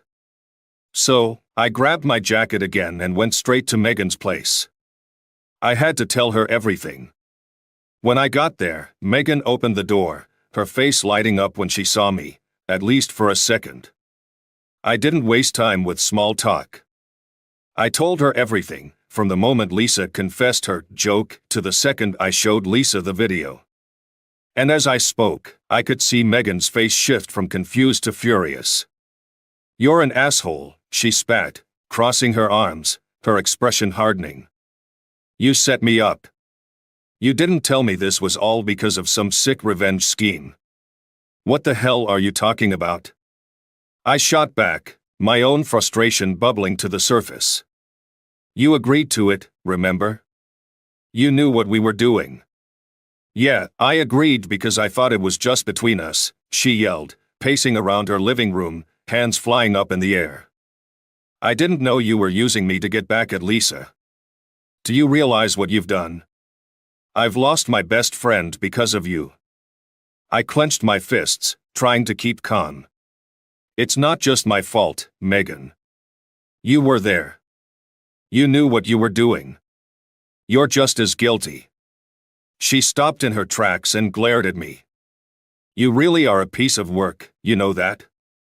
I've loved you since university, and this is how you repay me? By screwing up my life?" The words hit me like a punch in the gut. I had no idea she still had feelings for me, not like that. For a moment, the anger between us fizzled out, replaced by this heavy silence. We both just sat down on her couch, staring at the floor, trying to make sense of everything. After a few minutes, Megan sighed and pulled out her phone. "I'm gonna try calling Lisa. Maybe I can explain, make her understand. I don't know, something."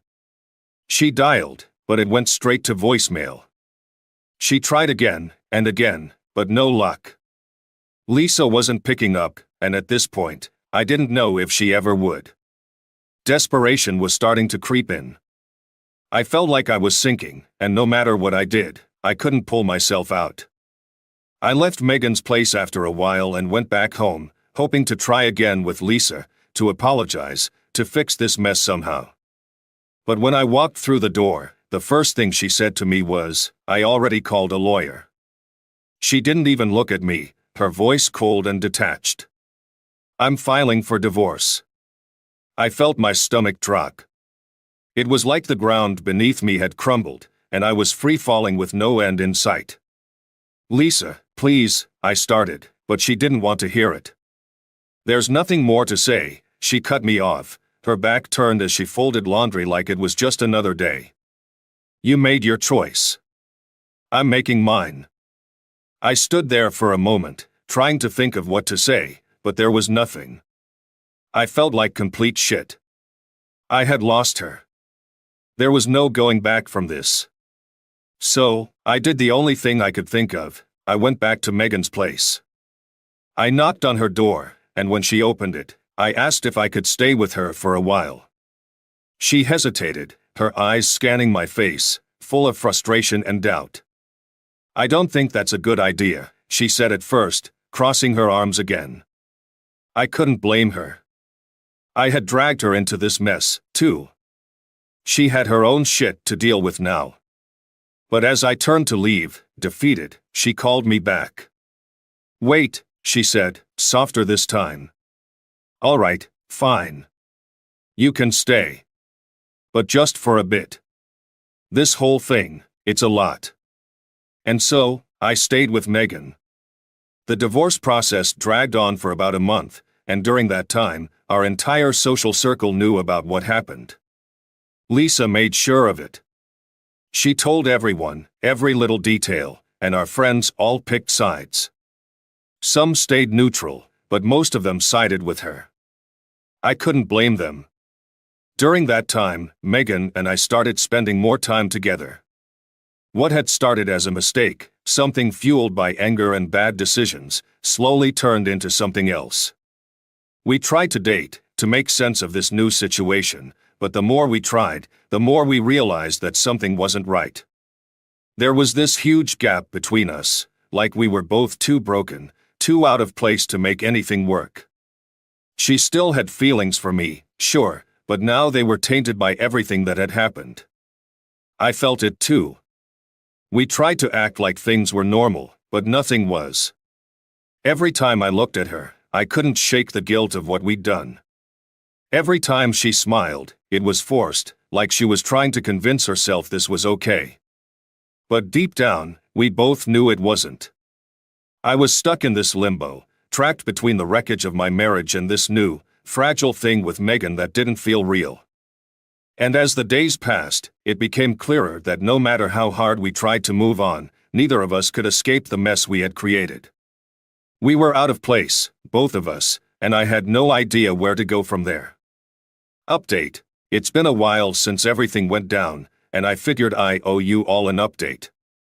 After all the chaos with Lisa, the divorce, and that whole mess with Megan, I've had some time to reflect. I've grown up a lot, more than I ever thought I would, honestly. Megan and I, well, we tried to make it work for a while. We had a history, sure, and for a moment, it felt like maybe we could turn something messy into something meaningful. But the reality of it was, it just wasn't right. We grew up together in more ways than one, and for a while, we were each other's crutch during a time when everything was falling apart. But you know what really killed it? Our so-called friends. The judgment from everyone around us was relentless. People love to talk, to point fingers, like they're somehow better or above it all. They whispered behind our backs, made snide comments, and acted like we were some scandal they could gossip about at every chance they got. It was exhausting, and eventually, it just became too much. Megan and I sat down one night, after yet another awkward encounter with one of her friends, and we both knew. We knew this wasn't going to work, not with all the baggage, not with everyone's opinions hanging over us like a storm cloud. So, we made the call to end it. It wasn't some big fight or dramatic breakup. We just let it go. For both our sakes. Now, I'm in a different place, literally and figuratively. I've made the decision to move to another city. I'm packing up my stuff, getting ready to leave this town and all the memories behind. It's strange, but it feels like the right move. Like I need to get away from the mess, from the people who won't let me forget what happened, and just start over. I want to start my life from scratch. No more judgmental eyes, no more baggage from the past weighing me down. It's scary as hell, I won't lie. But there's something about a fresh start that gives me hope. Maybe this time, I can figure out who I really am, without all the mistakes and bad decisions hanging over my head. I'm not saying it'll be easy. Nothing ever is. But it's a step forward, and for the first time in a long time, I feel like I'm ready for it. Here's to new beginnings. Update. Well, here I am, already settled into a new city. It's strange how quickly things can change when you really decide to leave the past behind. I found a job pretty quickly, too. I'm working in an office now, doing something totally different from what I used to. It's nothing fancy, just basic admin work with a little bit of project management on the side. It's a steady gig, and honestly, after everything I've been through, the normalcy is kind of a relief. I clock in, do my job, and clock out. No drama, no stress. Just the daily grind, and for now, that's enough.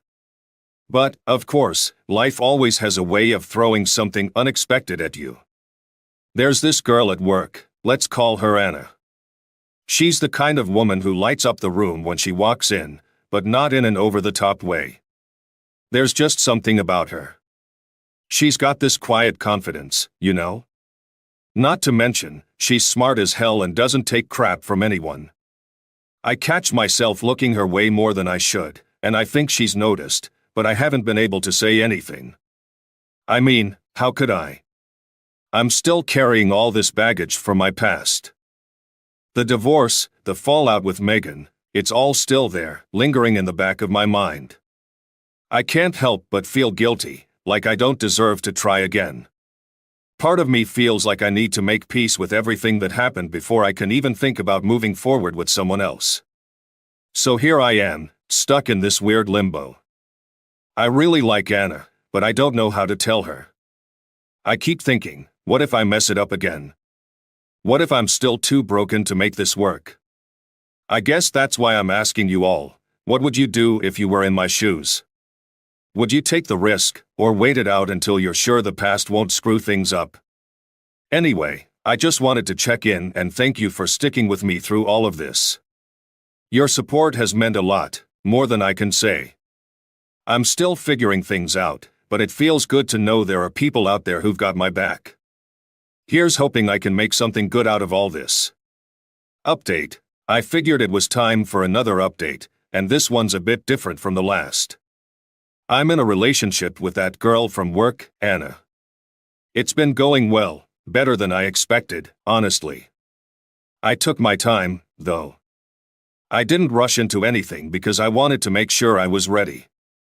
I've been working with a psychologist for a while now, really putting in the effort to work through the mess of emotions and heartache after everything that went down with Lisa and Megan.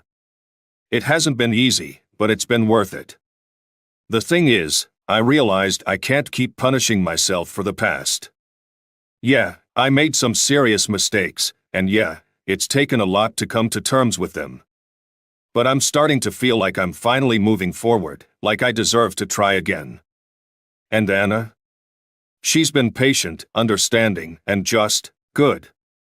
She knows about my past, and while I was nervous to tell her at first, she didn't judge me for it. That's rare. One thing that hasn't changed, though, I never did develop a sense of humor. Maybe that's just not in the cards for me, but I've learned to live with it. We laugh about it sometimes, especially since Anna's got that lightness to her that I admire. Maybe that's enough for both of us. Anyway, I just wanted to let you all know how things are going. I'm in a better place now, and it feels good to finally say that. Thanks for sticking with me through everything. Wishing you all the best, and good luck wherever life takes you.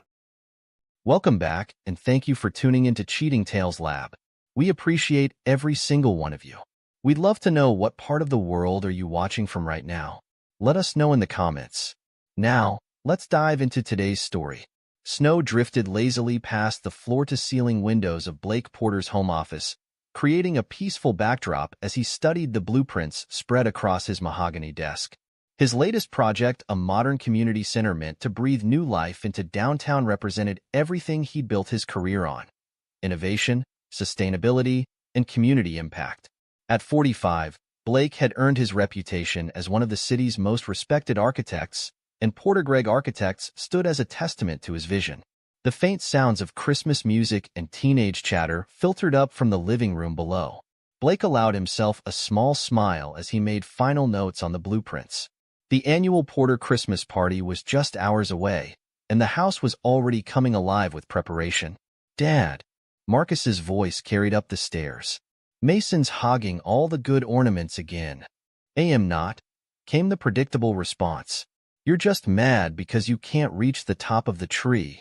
Blake rolled up the blueprints with practiced precision. "I'll be right down," he called out, his deep voice carrying an authority that immediately quieted the squabble. At 15, the twins were good kids, excellent students, actively involved in school activities, and generally well-behaved. If they looked nothing like him, well, he'd long ago attributed that to Sabrina's dominant genes. Descending the stairs, Blake paused to observe the scene before him. The 12-foot Christmas tree dominated their colonial home's spacious living room, already half-decorated with an eclectic mix of expensive glass ornaments and cherished homemade decorations from the twins' elementary school days. Mason stood precariously on a stepladder, while Marcus sorted through boxes of ornaments below. "Having trouble reaching the top?" Blake asked, approaching the tree. Without waiting for an answer, he picked up a delicate crystal star. "Here, let me help." Mason scrambled down from the ladder, oddly quick to yield his position. "Thanks, Dad," he said, the slight pause before the words so brief Blake might have imagined it. The front door opened, letting in a blast of cold air along with Sabrina Porter. At 43, she remained as striking as the day Blake had met her in college, tall, elegant, with the same honey-blonde hair the twins had inherited. She carried several shopping bags, presumably last-minute party supplies. Blake, she acknowledged him with a nod that felt more businesslike than intimate. The caterers will be here in an hour. Could you make sure your office is locked? We don't want any guests wandering up there. Already done, Blake replied, noting how she'd already turned away before he finished speaking. After 18 years of marriage, he'd grown used to Sabrina's efficient, sometimes distant manner. She managed their family's real estate investments with the same precision she applied to everything else in their lives. The doorbell rang, and Marcus rushed to answer it. Uncle James, Blake's younger brother, swept in, bringing with him the scent of expensive cologne and winter air. James Porter had always been the more flamboyant of the two brothers, choosing the art world over their father's wishes for both sons to become architects. His gallery, Porter Contemporary, had become one of the city's premier art spaces. There are my favorite nephews, James exclaimed, pulling both boys into a hug that seemed to last a beat too long. I brought my new camera, thought we might do an impromptu photo session before the party. Blake noticed how the twins' faces lit up at the suggestion. They need to finish decorating first, he said firmly. The party starts in 3 hours. James waved a dismissive hand. Come on, big brother. All work and no play. The tree looks fine as it is. He turned to Sabrina, who had reappeared from the kitchen. Don't you think so, Sabrina? Something passed between them, a look so quick Blake almost missed it. Sabrina's smile seemed to warm several degrees. The boys have been working hard all morning. Let them have some fun with their uncle. Before Blake could object, James had herded the twins toward his personal studio space, a room Sabrina had insisted he needed when they'd renovated the house 5 years ago. The door closed behind them with a definitive click. The following morning at Porter Gregg Architects, Blake noticed something off about his business partner's behavior. Owen Gregg, usually direct to the point of bluntness, seemed unable to meet his eyes during their morning meeting. About the community center project, Owen began, shuffling papers unnecessarily. I think we should consider. He trailed off, glancing at the office manager's desk visible through the glass wall. Alice Malone, their office manager and Sabrina's friend since college, quickly looked away, but not before Blake caught the worry in her expression. Consider what? Blake prompted, his tone level but commanding. Nothing, Owen said quickly. Just some minor design adjustments. We can discuss it later. Blake leaned back in his chair, studying his friend and business partner of 20 years. Owen had been best man at his wedding, had helped him build this firm from nothing. They didn't do later, not about work, not about anything. Owen, Blake said quietly, is there something I should know? Owen's face reddened slightly. No, of course not. I'm just stressed about the holiday deadlines. He stood abruptly. I should check on the Henderson project. As Owen practically fled the office, Blake noticed Alice quickly picking up her phone. Her voice carried faintly through the glass. He's starting to notice. I know. Just be careful. That evening, Blake arrived home to find James's car in the driveway again. Inside, he found the twins and his brother huddled over photography equipment in the living room, all three looking up guiltily when he entered. Another photography lesson? Blake asked, keeping his tone light despite the growing unease in his stomach. Uncle James is teaching us about portrait lighting, Marcus explained, his enthusiasm obvious. He says we have natural talent. Well, they come by it honestly, James said with a smile that didn't quite reach his eyes. Some things just run in the family, right boys? Mason laughed, a sound that seemed somehow private, shared between them. When Blake tried to join the conversation, asking about their technique, the twins' responses were polite but dismissive. They turned back to James, hanging on his every word about aperture settings and composition. Blake retreated to his office, the blueprint for the community center still spread across his desk. He'd built his career on seeing patterns, on understanding how different elements came together to create a whole. Lately, the patterns in his own home felt increasingly wrong, like a building with hidden structural flaws. The night of the Christmas party arrived, bringing with it a house full of guests and the pleasant chaos of holiday celebration. Blake moved through the crowds, accepting compliments on the firm's latest projects, discussing the downtown revitalization plans with city council members who'd been invited. Every time he turned toward the garage where he kept his prized collection of architectural models, someone intercepted him. First Marcus, clutching a college application essay that apparently couldn't wait until tomorrow to discuss. Then Mason, full of detailed questions about the car Blake had promised for their upcoming 16th birthday. It was nearing midnight when Blake finally broke free from a conversation with a potential client. The garage door was slightly ajar, spilling a thin line of light onto the snow. Through the window, he saw them, Sabrina and James, locked in an embrace that left no room for innocent interpretation.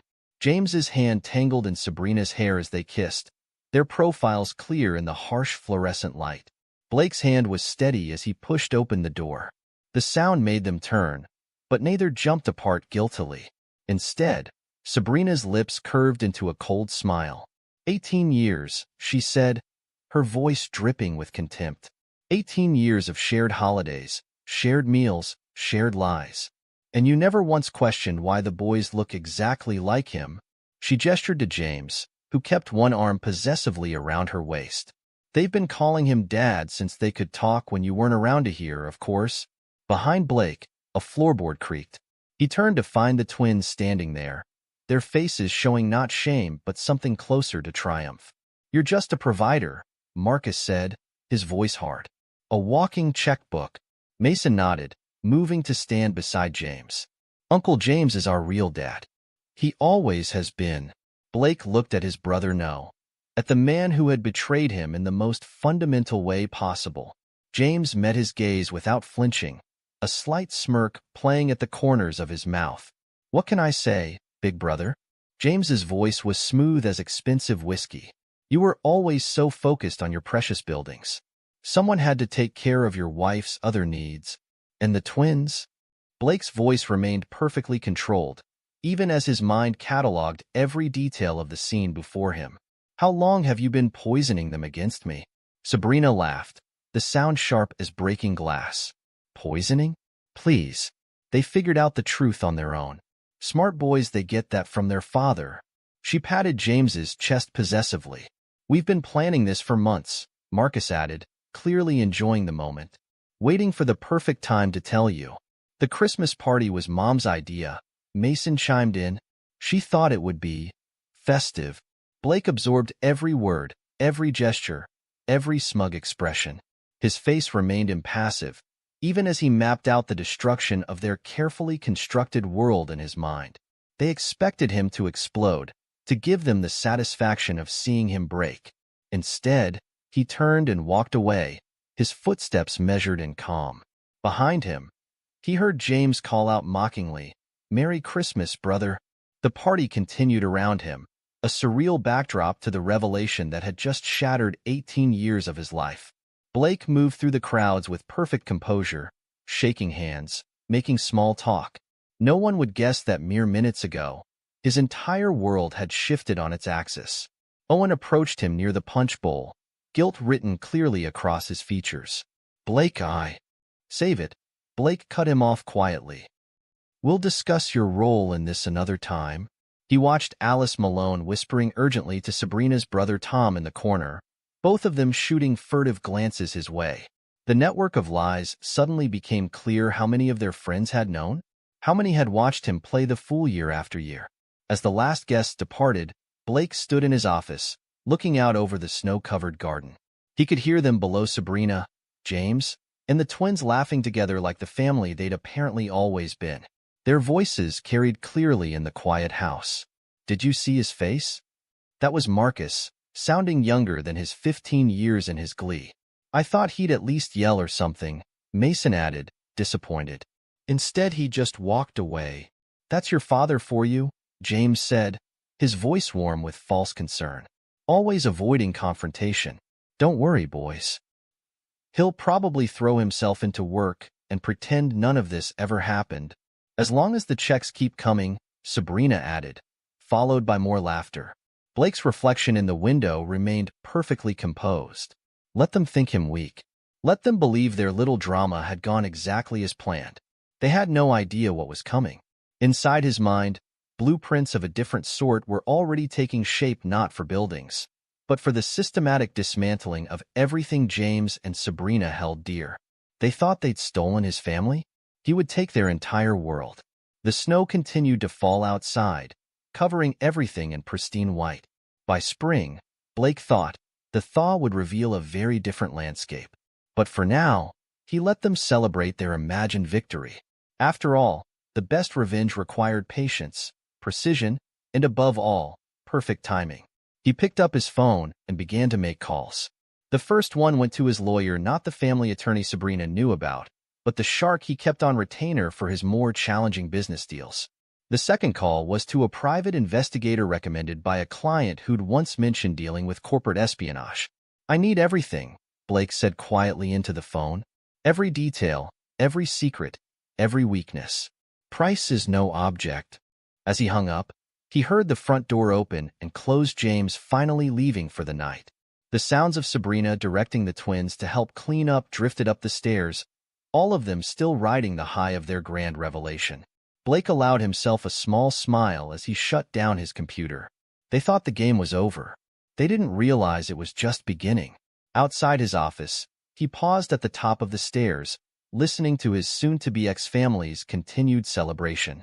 Sabrina's voice carried clearly, "Finally, we can stop pretending.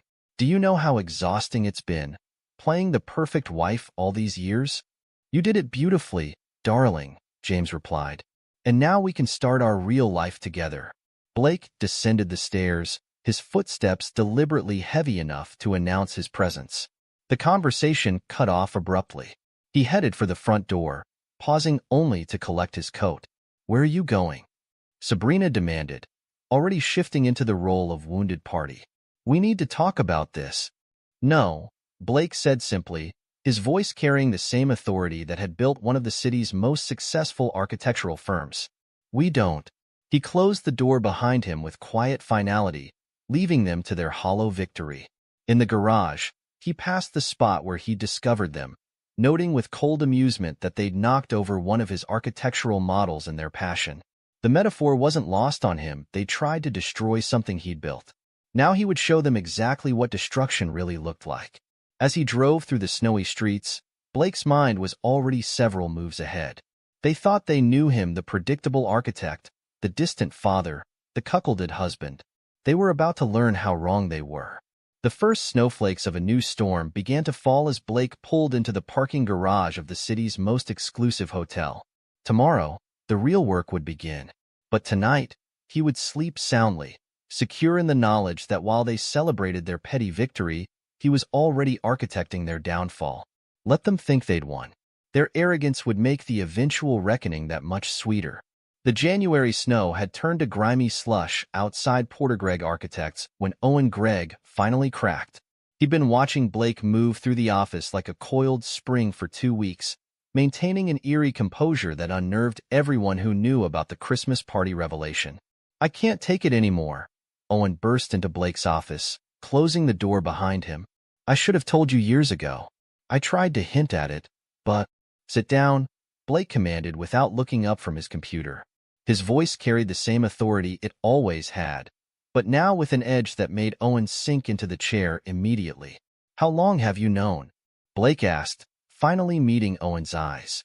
Owen's collar felt too tight. "About the affair?" "5 years. About the twins." He swallowed hard. "Almost since the beginning. James would get drunk at gallery openings, brag about how he'd pulled one over on his successful big brother." Blake's expression didn't change, but the temperature in the room seemed to drop.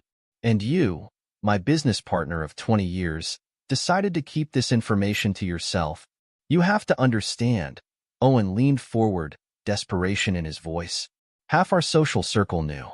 Alice has been covering Sabrina's tracks for years, those business trips to check investment properties. She was with James. Hell, even Sabrina's brother Tom helped maintain the lie. He actually said you deserved it for being too focused on your career." Blake's fingers moved across his keyboard, each keystroke deliberate.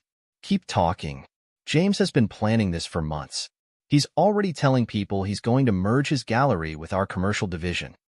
He thinks you'll be too devastated to fight back." Owen ran a hand through his thinning hair. He's been approaching our clients, suggesting they could benefit from having their building's aesthetics managed by an in-house art consultant. A small smile played at the corners of Blake's mouth. How convenient of everyone to be so forthcoming now. Blake, I'm sorry. I know I should have. Yes, Blake cut him off. You should have. That will be all, Owen. That's it? You're not going to. I said that will be all. After Owen left, Blake opened his email. A message from his private investigator contained preliminary findings on James's gallery finances. Another from his offshore accounting team detailed the structure of several shell companies being established. A third from his lawyers confirmed the process of moving his patents for sustainable building designs into protected trusts was underway. Let James play his little power games. The board was already set for a very different match. At home, or rather, at the hotel suite he'd moved into, Blake reviewed years of recorded conversations, security footage, and financial records his team had gathered. The twins' voices rang out from his laptop. Dad's such a joke.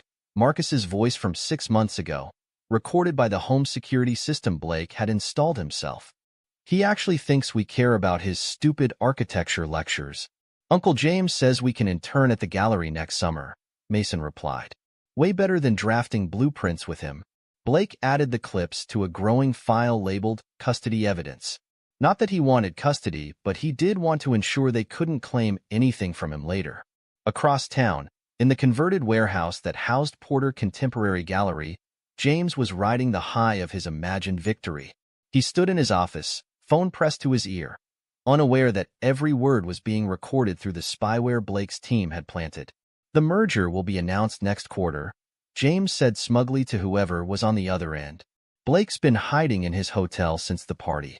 By the time he pulls himself together, I'll have shifted half his clients to our new integrated design division. He laughed. The best part? He'll have to watch his precious firm become just another part of my empire. The recording uploaded automatically to Blake's secure server, joining hundreds of others documenting James's increasingly bold plans. But James had made a crucial mistake, one that Blake's forensic accountants had already uncovered. For years, James had been embezzling from the investment properties he shared with Blake, using creative accounting to hide the money trails. The funds had financed his lavish lifestyle with Sabrina. Exotic vacations disguised as business trips, expensive gifts hidden in gallery expenses, even a secret apartment in the city's arts district. Now those very properties were about to become the noose around James's neck. At their weekly dinner, Sabrina sat across from James in an exclusive restaurant, her confidence as unshaken as her expensive highlights. Blake's lawyers sent over the initial divorce filing, she said, sipping her wine. Standard stuff, he's not even contesting my right to half the assets. Her smile was predatory. He's probably grateful we're letting him save face by calling it an amicable split. James reached across the table to take her hand. Once the merger goes through, you won't have to worry about money ever again. The gallery's expansion plan. Mrs. Porter? They looked up to find a courier holding an envelope. You've been served. The thick stack of papers inside wiped the smile from Sabrina's face. Page after page of documented evidence. Her systematic emotional manipulation of the twins, financial records showing how she'd used Blake's money to fund her affair, sworn statements from hotel staff, restaurant workers, and other witnesses detailing years of indiscretions. This is nothing, she said, but her hand trembled slightly as she reached for her wine. He can't prove. Her phone buzzed with an email notification. Her investment account had been frozen pending investigation of irregular activities. Another buzzed the same message about their joint accounts. A third, the twins' trust funds were under review. Across the restaurant, a man in a business suit discreetly photographed their reactions. Another piece of evidence for Blake's growing collection. The next morning, James arrived at his gallery to find potential buyers examining his most valuable pieces.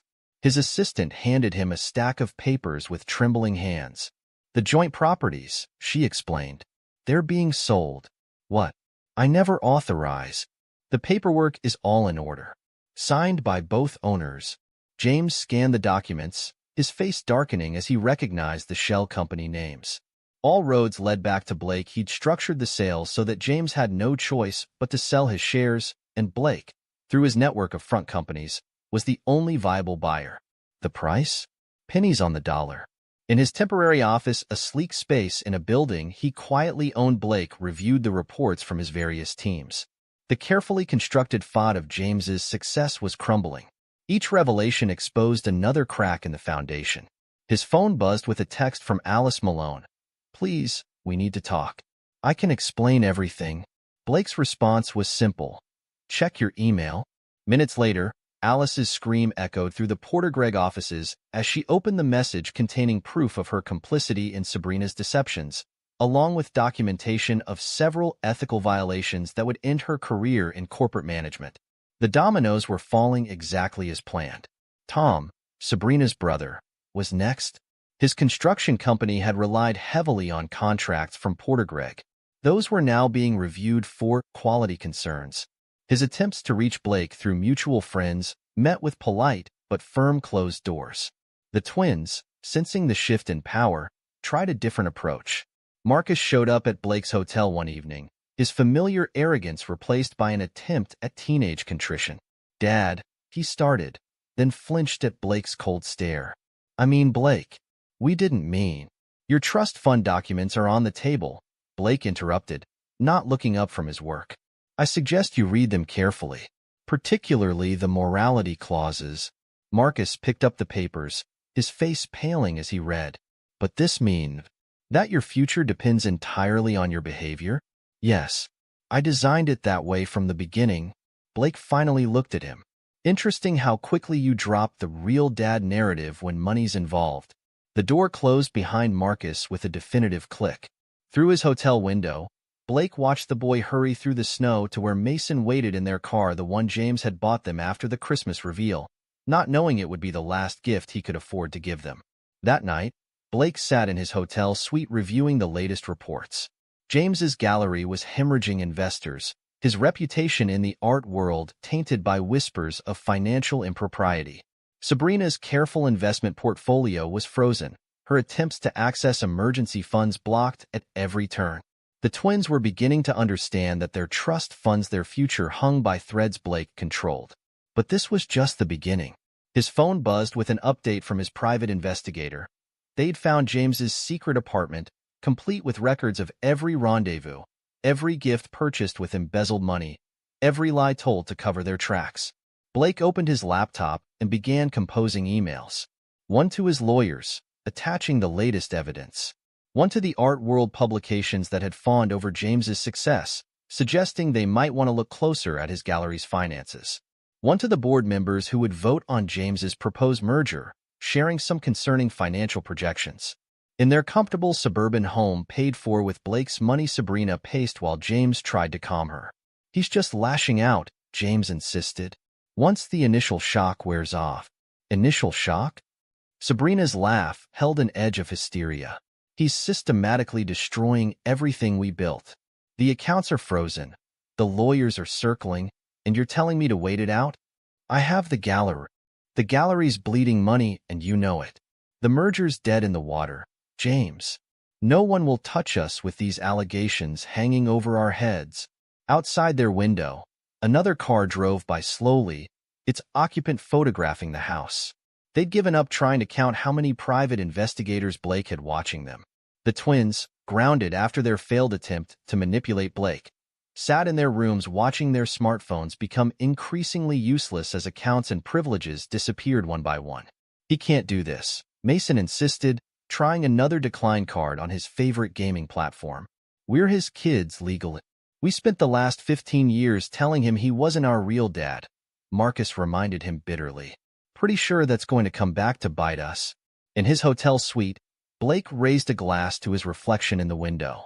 Outside, the city lights twinkled like stars, unaware of the quiet devastation being orchestrated from this room. His phone buzzed constantly with updates from his various teams, each message another piece of his grand design falling into place. They thought they'd written the ending to this story at the Christmas party. They were about to learn that Blake Porter had merely been setting the stage for his own production, and the final act was going to be spectacular. Let them scramble to salvage what they could. Let them realize, piece by piece, that their entire world had been built on foundations Blake controlled. Let them understand, finally, that they'd never really known him at all. The best revenge, after all, wasn't served cold. It was served with architectural precision, each piece laid exactly where it needed to be for the entire structure to collapse at exactly the right moment. And Blake Porter had always been very, very good at designing things to fall exactly the way he wanted them to. Blake Porter emotionally abused his family for years. Sabrina's voice trembled perfectly on the morning news show. He was controlling, distant, obsessed with his work. James was there for us when Blake wasn't. The TV clicked off in Blake's office.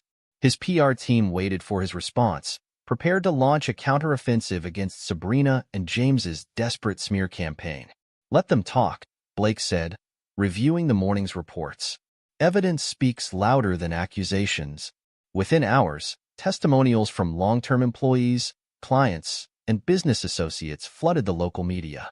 Stories of Blake's integrity, his mentorship of young architects, his dedication to sustainable community projects. Each character witness had been carefully selected and prepped by his team. "I've known Blake Porter for 15 years, the city's deputy mayor announced at a press conference about the downtown revitalization project. His commitment to this community speaks for itself. These allegations are clearly the bitter accusations of a woman caught in her own infidelity." In their increasingly modest rental home, Sabrina threw the morning paper across the room. "They're making us look like villains." "Calm down," James paced, his designer shoes scuffing the laminate flooring a far cry from their former marble halls. The merger is dead." Sabrina's laugh held an edge of hysteria. "Your investors are running scared. The bank's questioning every transaction, and you're still talking about the merger?" James grabbed her shoulders. "Listen to me. Once your divorce settlement comes through, Mrs. Porter." A courier appeared at their door. Documents from the court. The thick envelope contained evidence that made Sabrina sink to the floor.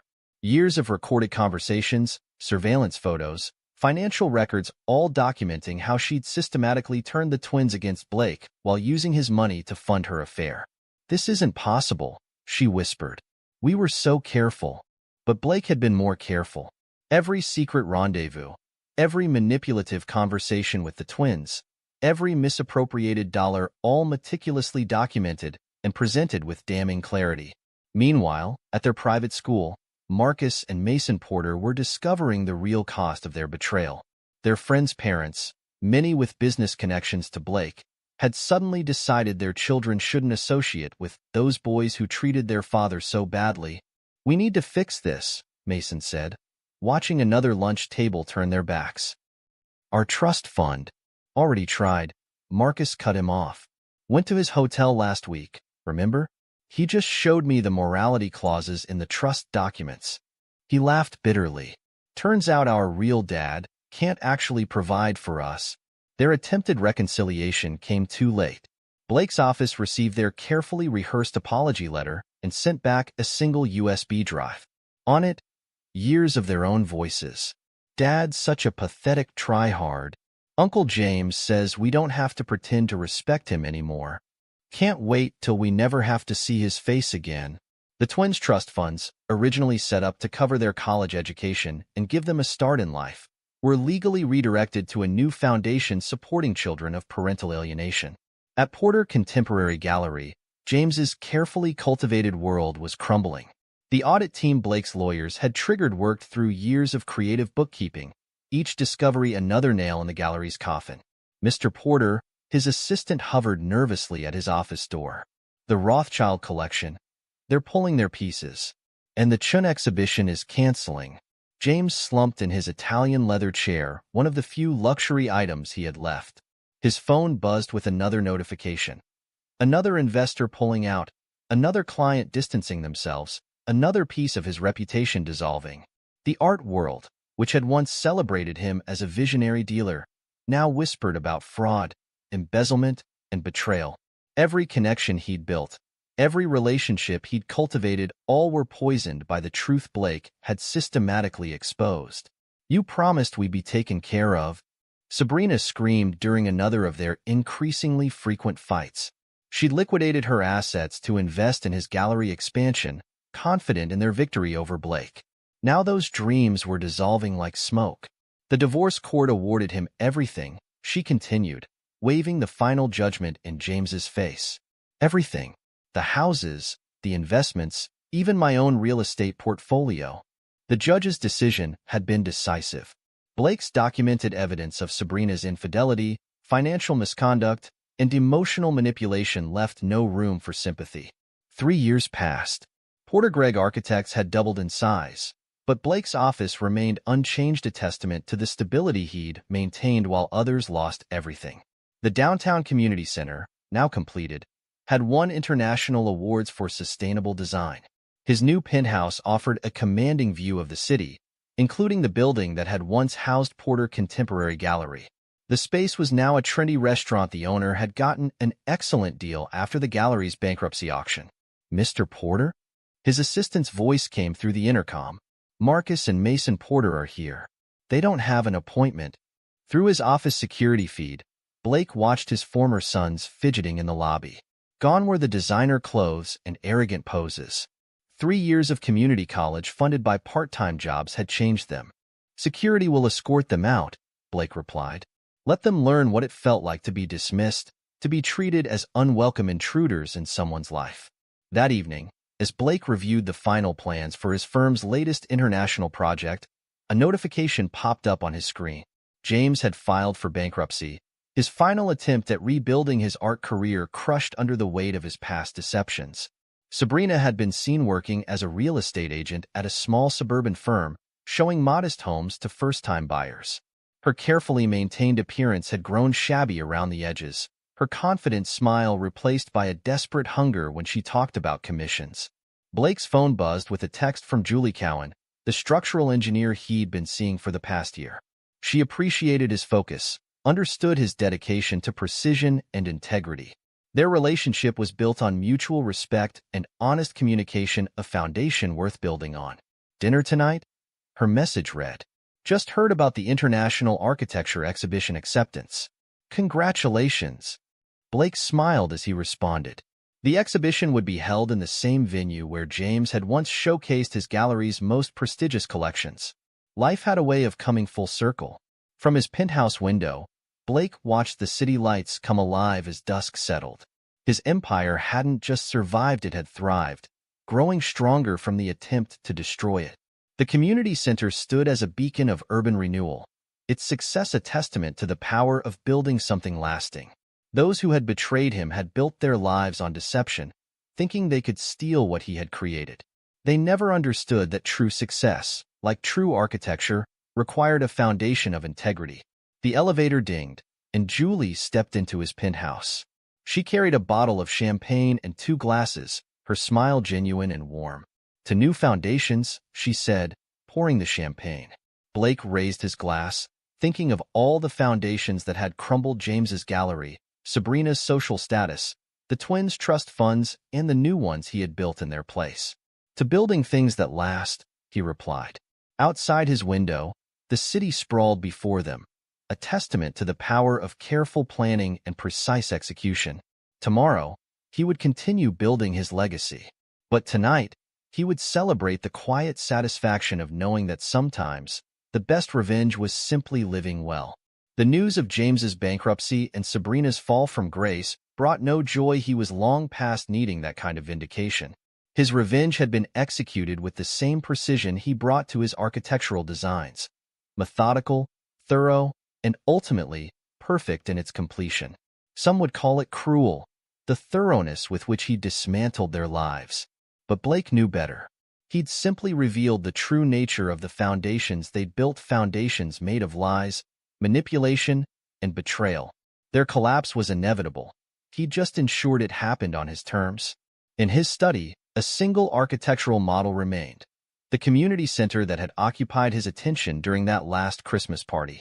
It stood as a reminder that while some things needed to be torn down, others could be built to last for generations.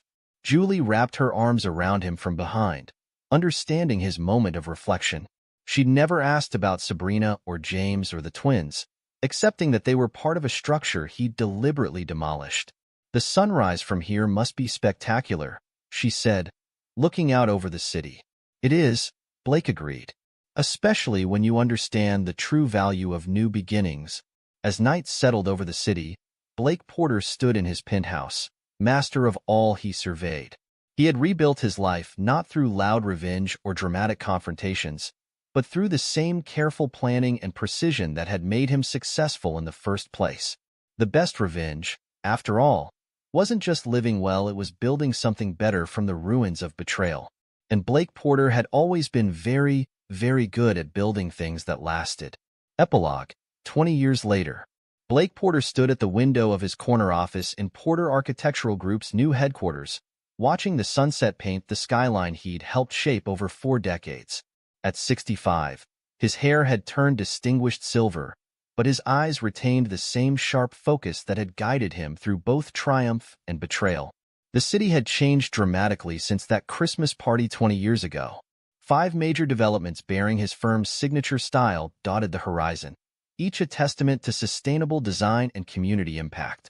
The downtown community center, the project he'd been working on during that fateful holiday season, had become a blueprint for urban renewal projects worldwide. "Mr. Porter?" His executive assistant's voice came through the intercom. "Your daughter's here." Sophie Porter Cowan, his and Julie's 18-year-old daughter, bounded into the office with her mother's energy and his precision of thought. She carried rolled-up sketches for her first-year architecture project at MIT. "Dad, I think I finally solved that structural issue we discussed." She spread the drawings across his desk, her enthusiasm infectious. Julie appeared in the doorway, watching them with a warm smile. 20 years of marriage had only strengthened their partnership, built on the bedrock of mutual respect and shared values. She'd risen to become one of the country's leading structural engineers, her innovations complementing Blake's designs perfectly. "Ready for dinner?" Julie asked. "The reservation's at 7. Blake gathered his things, including the latest industry award his firm had received, Architectural Firm of the Decade.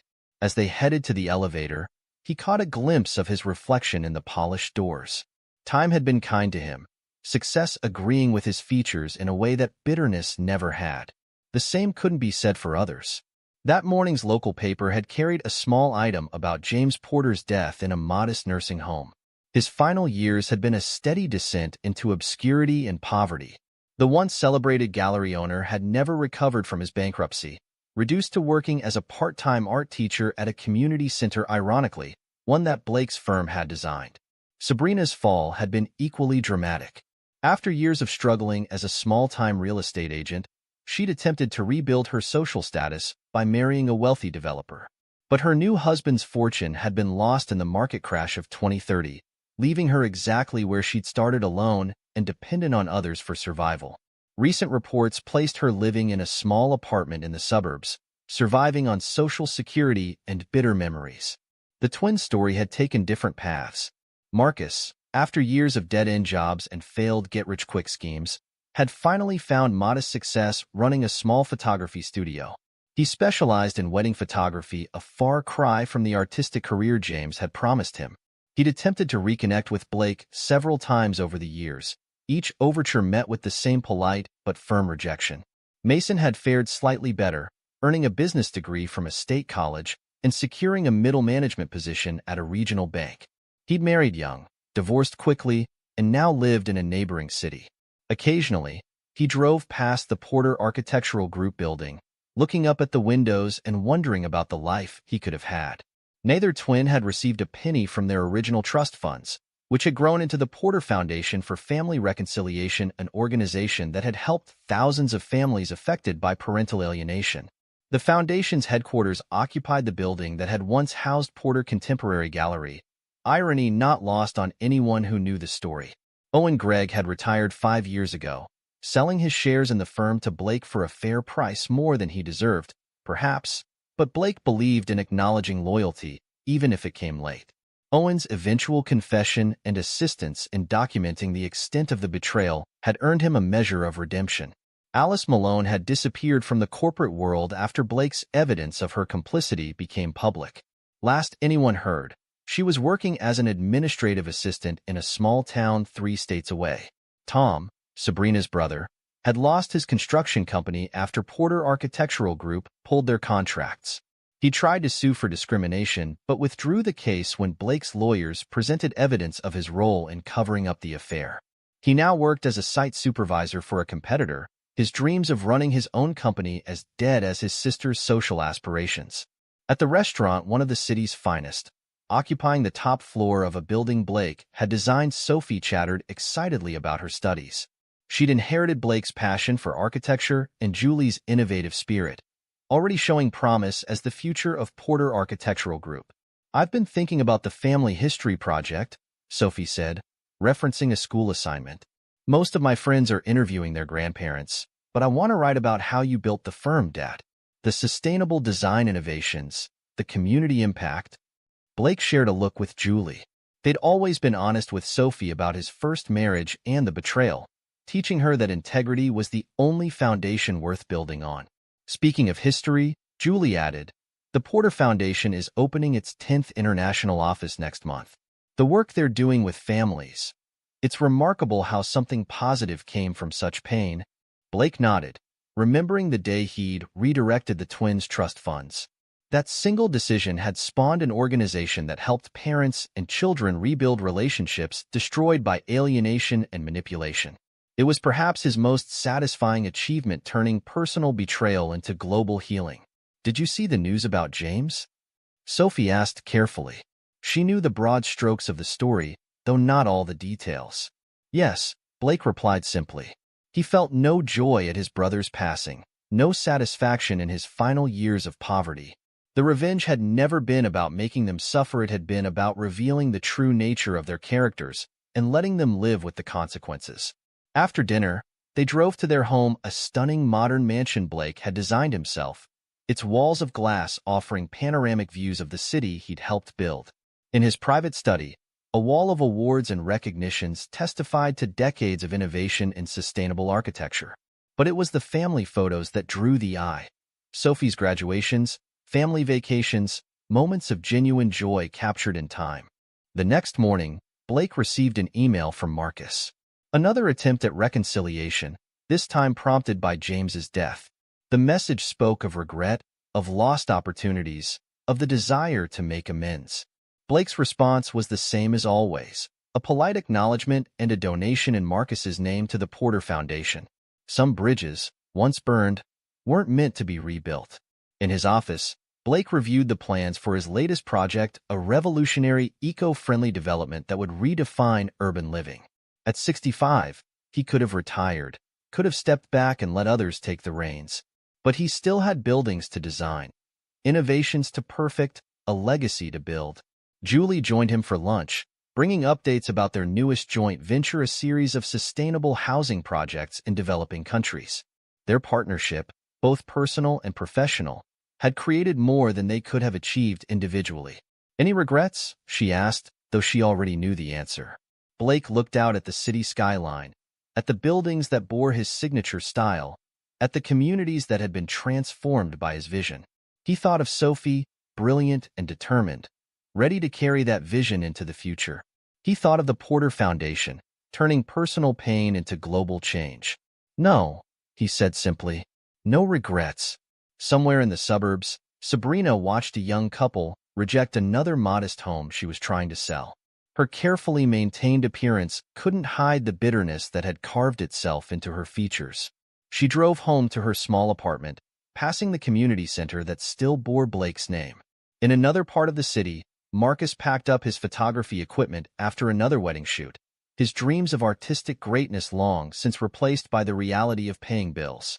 He avoided art galleries, they reminded him too much of James's empty promises and his own squandered opportunities. Mason sat in his bank office, a middle manager's desk in a middle manager's room, looking at photos of the Porter Architectural Group's latest triumph in the business news. His own son would soon be college age, but there would be no trust fund to draw from, no legacy to inherit. But in his office high above the city, Blake Porter continued to build. Not for revenge that had been achieved long ago, but for the future. For Sophie, for the communities his buildings served, for the families the Porter Foundation helped heal. He had learned, over these 20 years, that the truest victory wasn't in watching others fall. It was in continuing to rise, in building something so magnificent that those who had tried to destroy you became nothing more than footnotes in your success story. At day's end, Blake left his office, passing the wall of photographs documenting his firm's journey. The downtown community center, his first triumph after the betrayal, the international awards, the Porter Foundation offices, Sophie's first design project, each image a brick in the foundation of a legacy built on integrity, innovation, and the quiet strength of a man who refused to be broken. The sun set behind the city skyline, painting the buildings in shades of gold and shadow.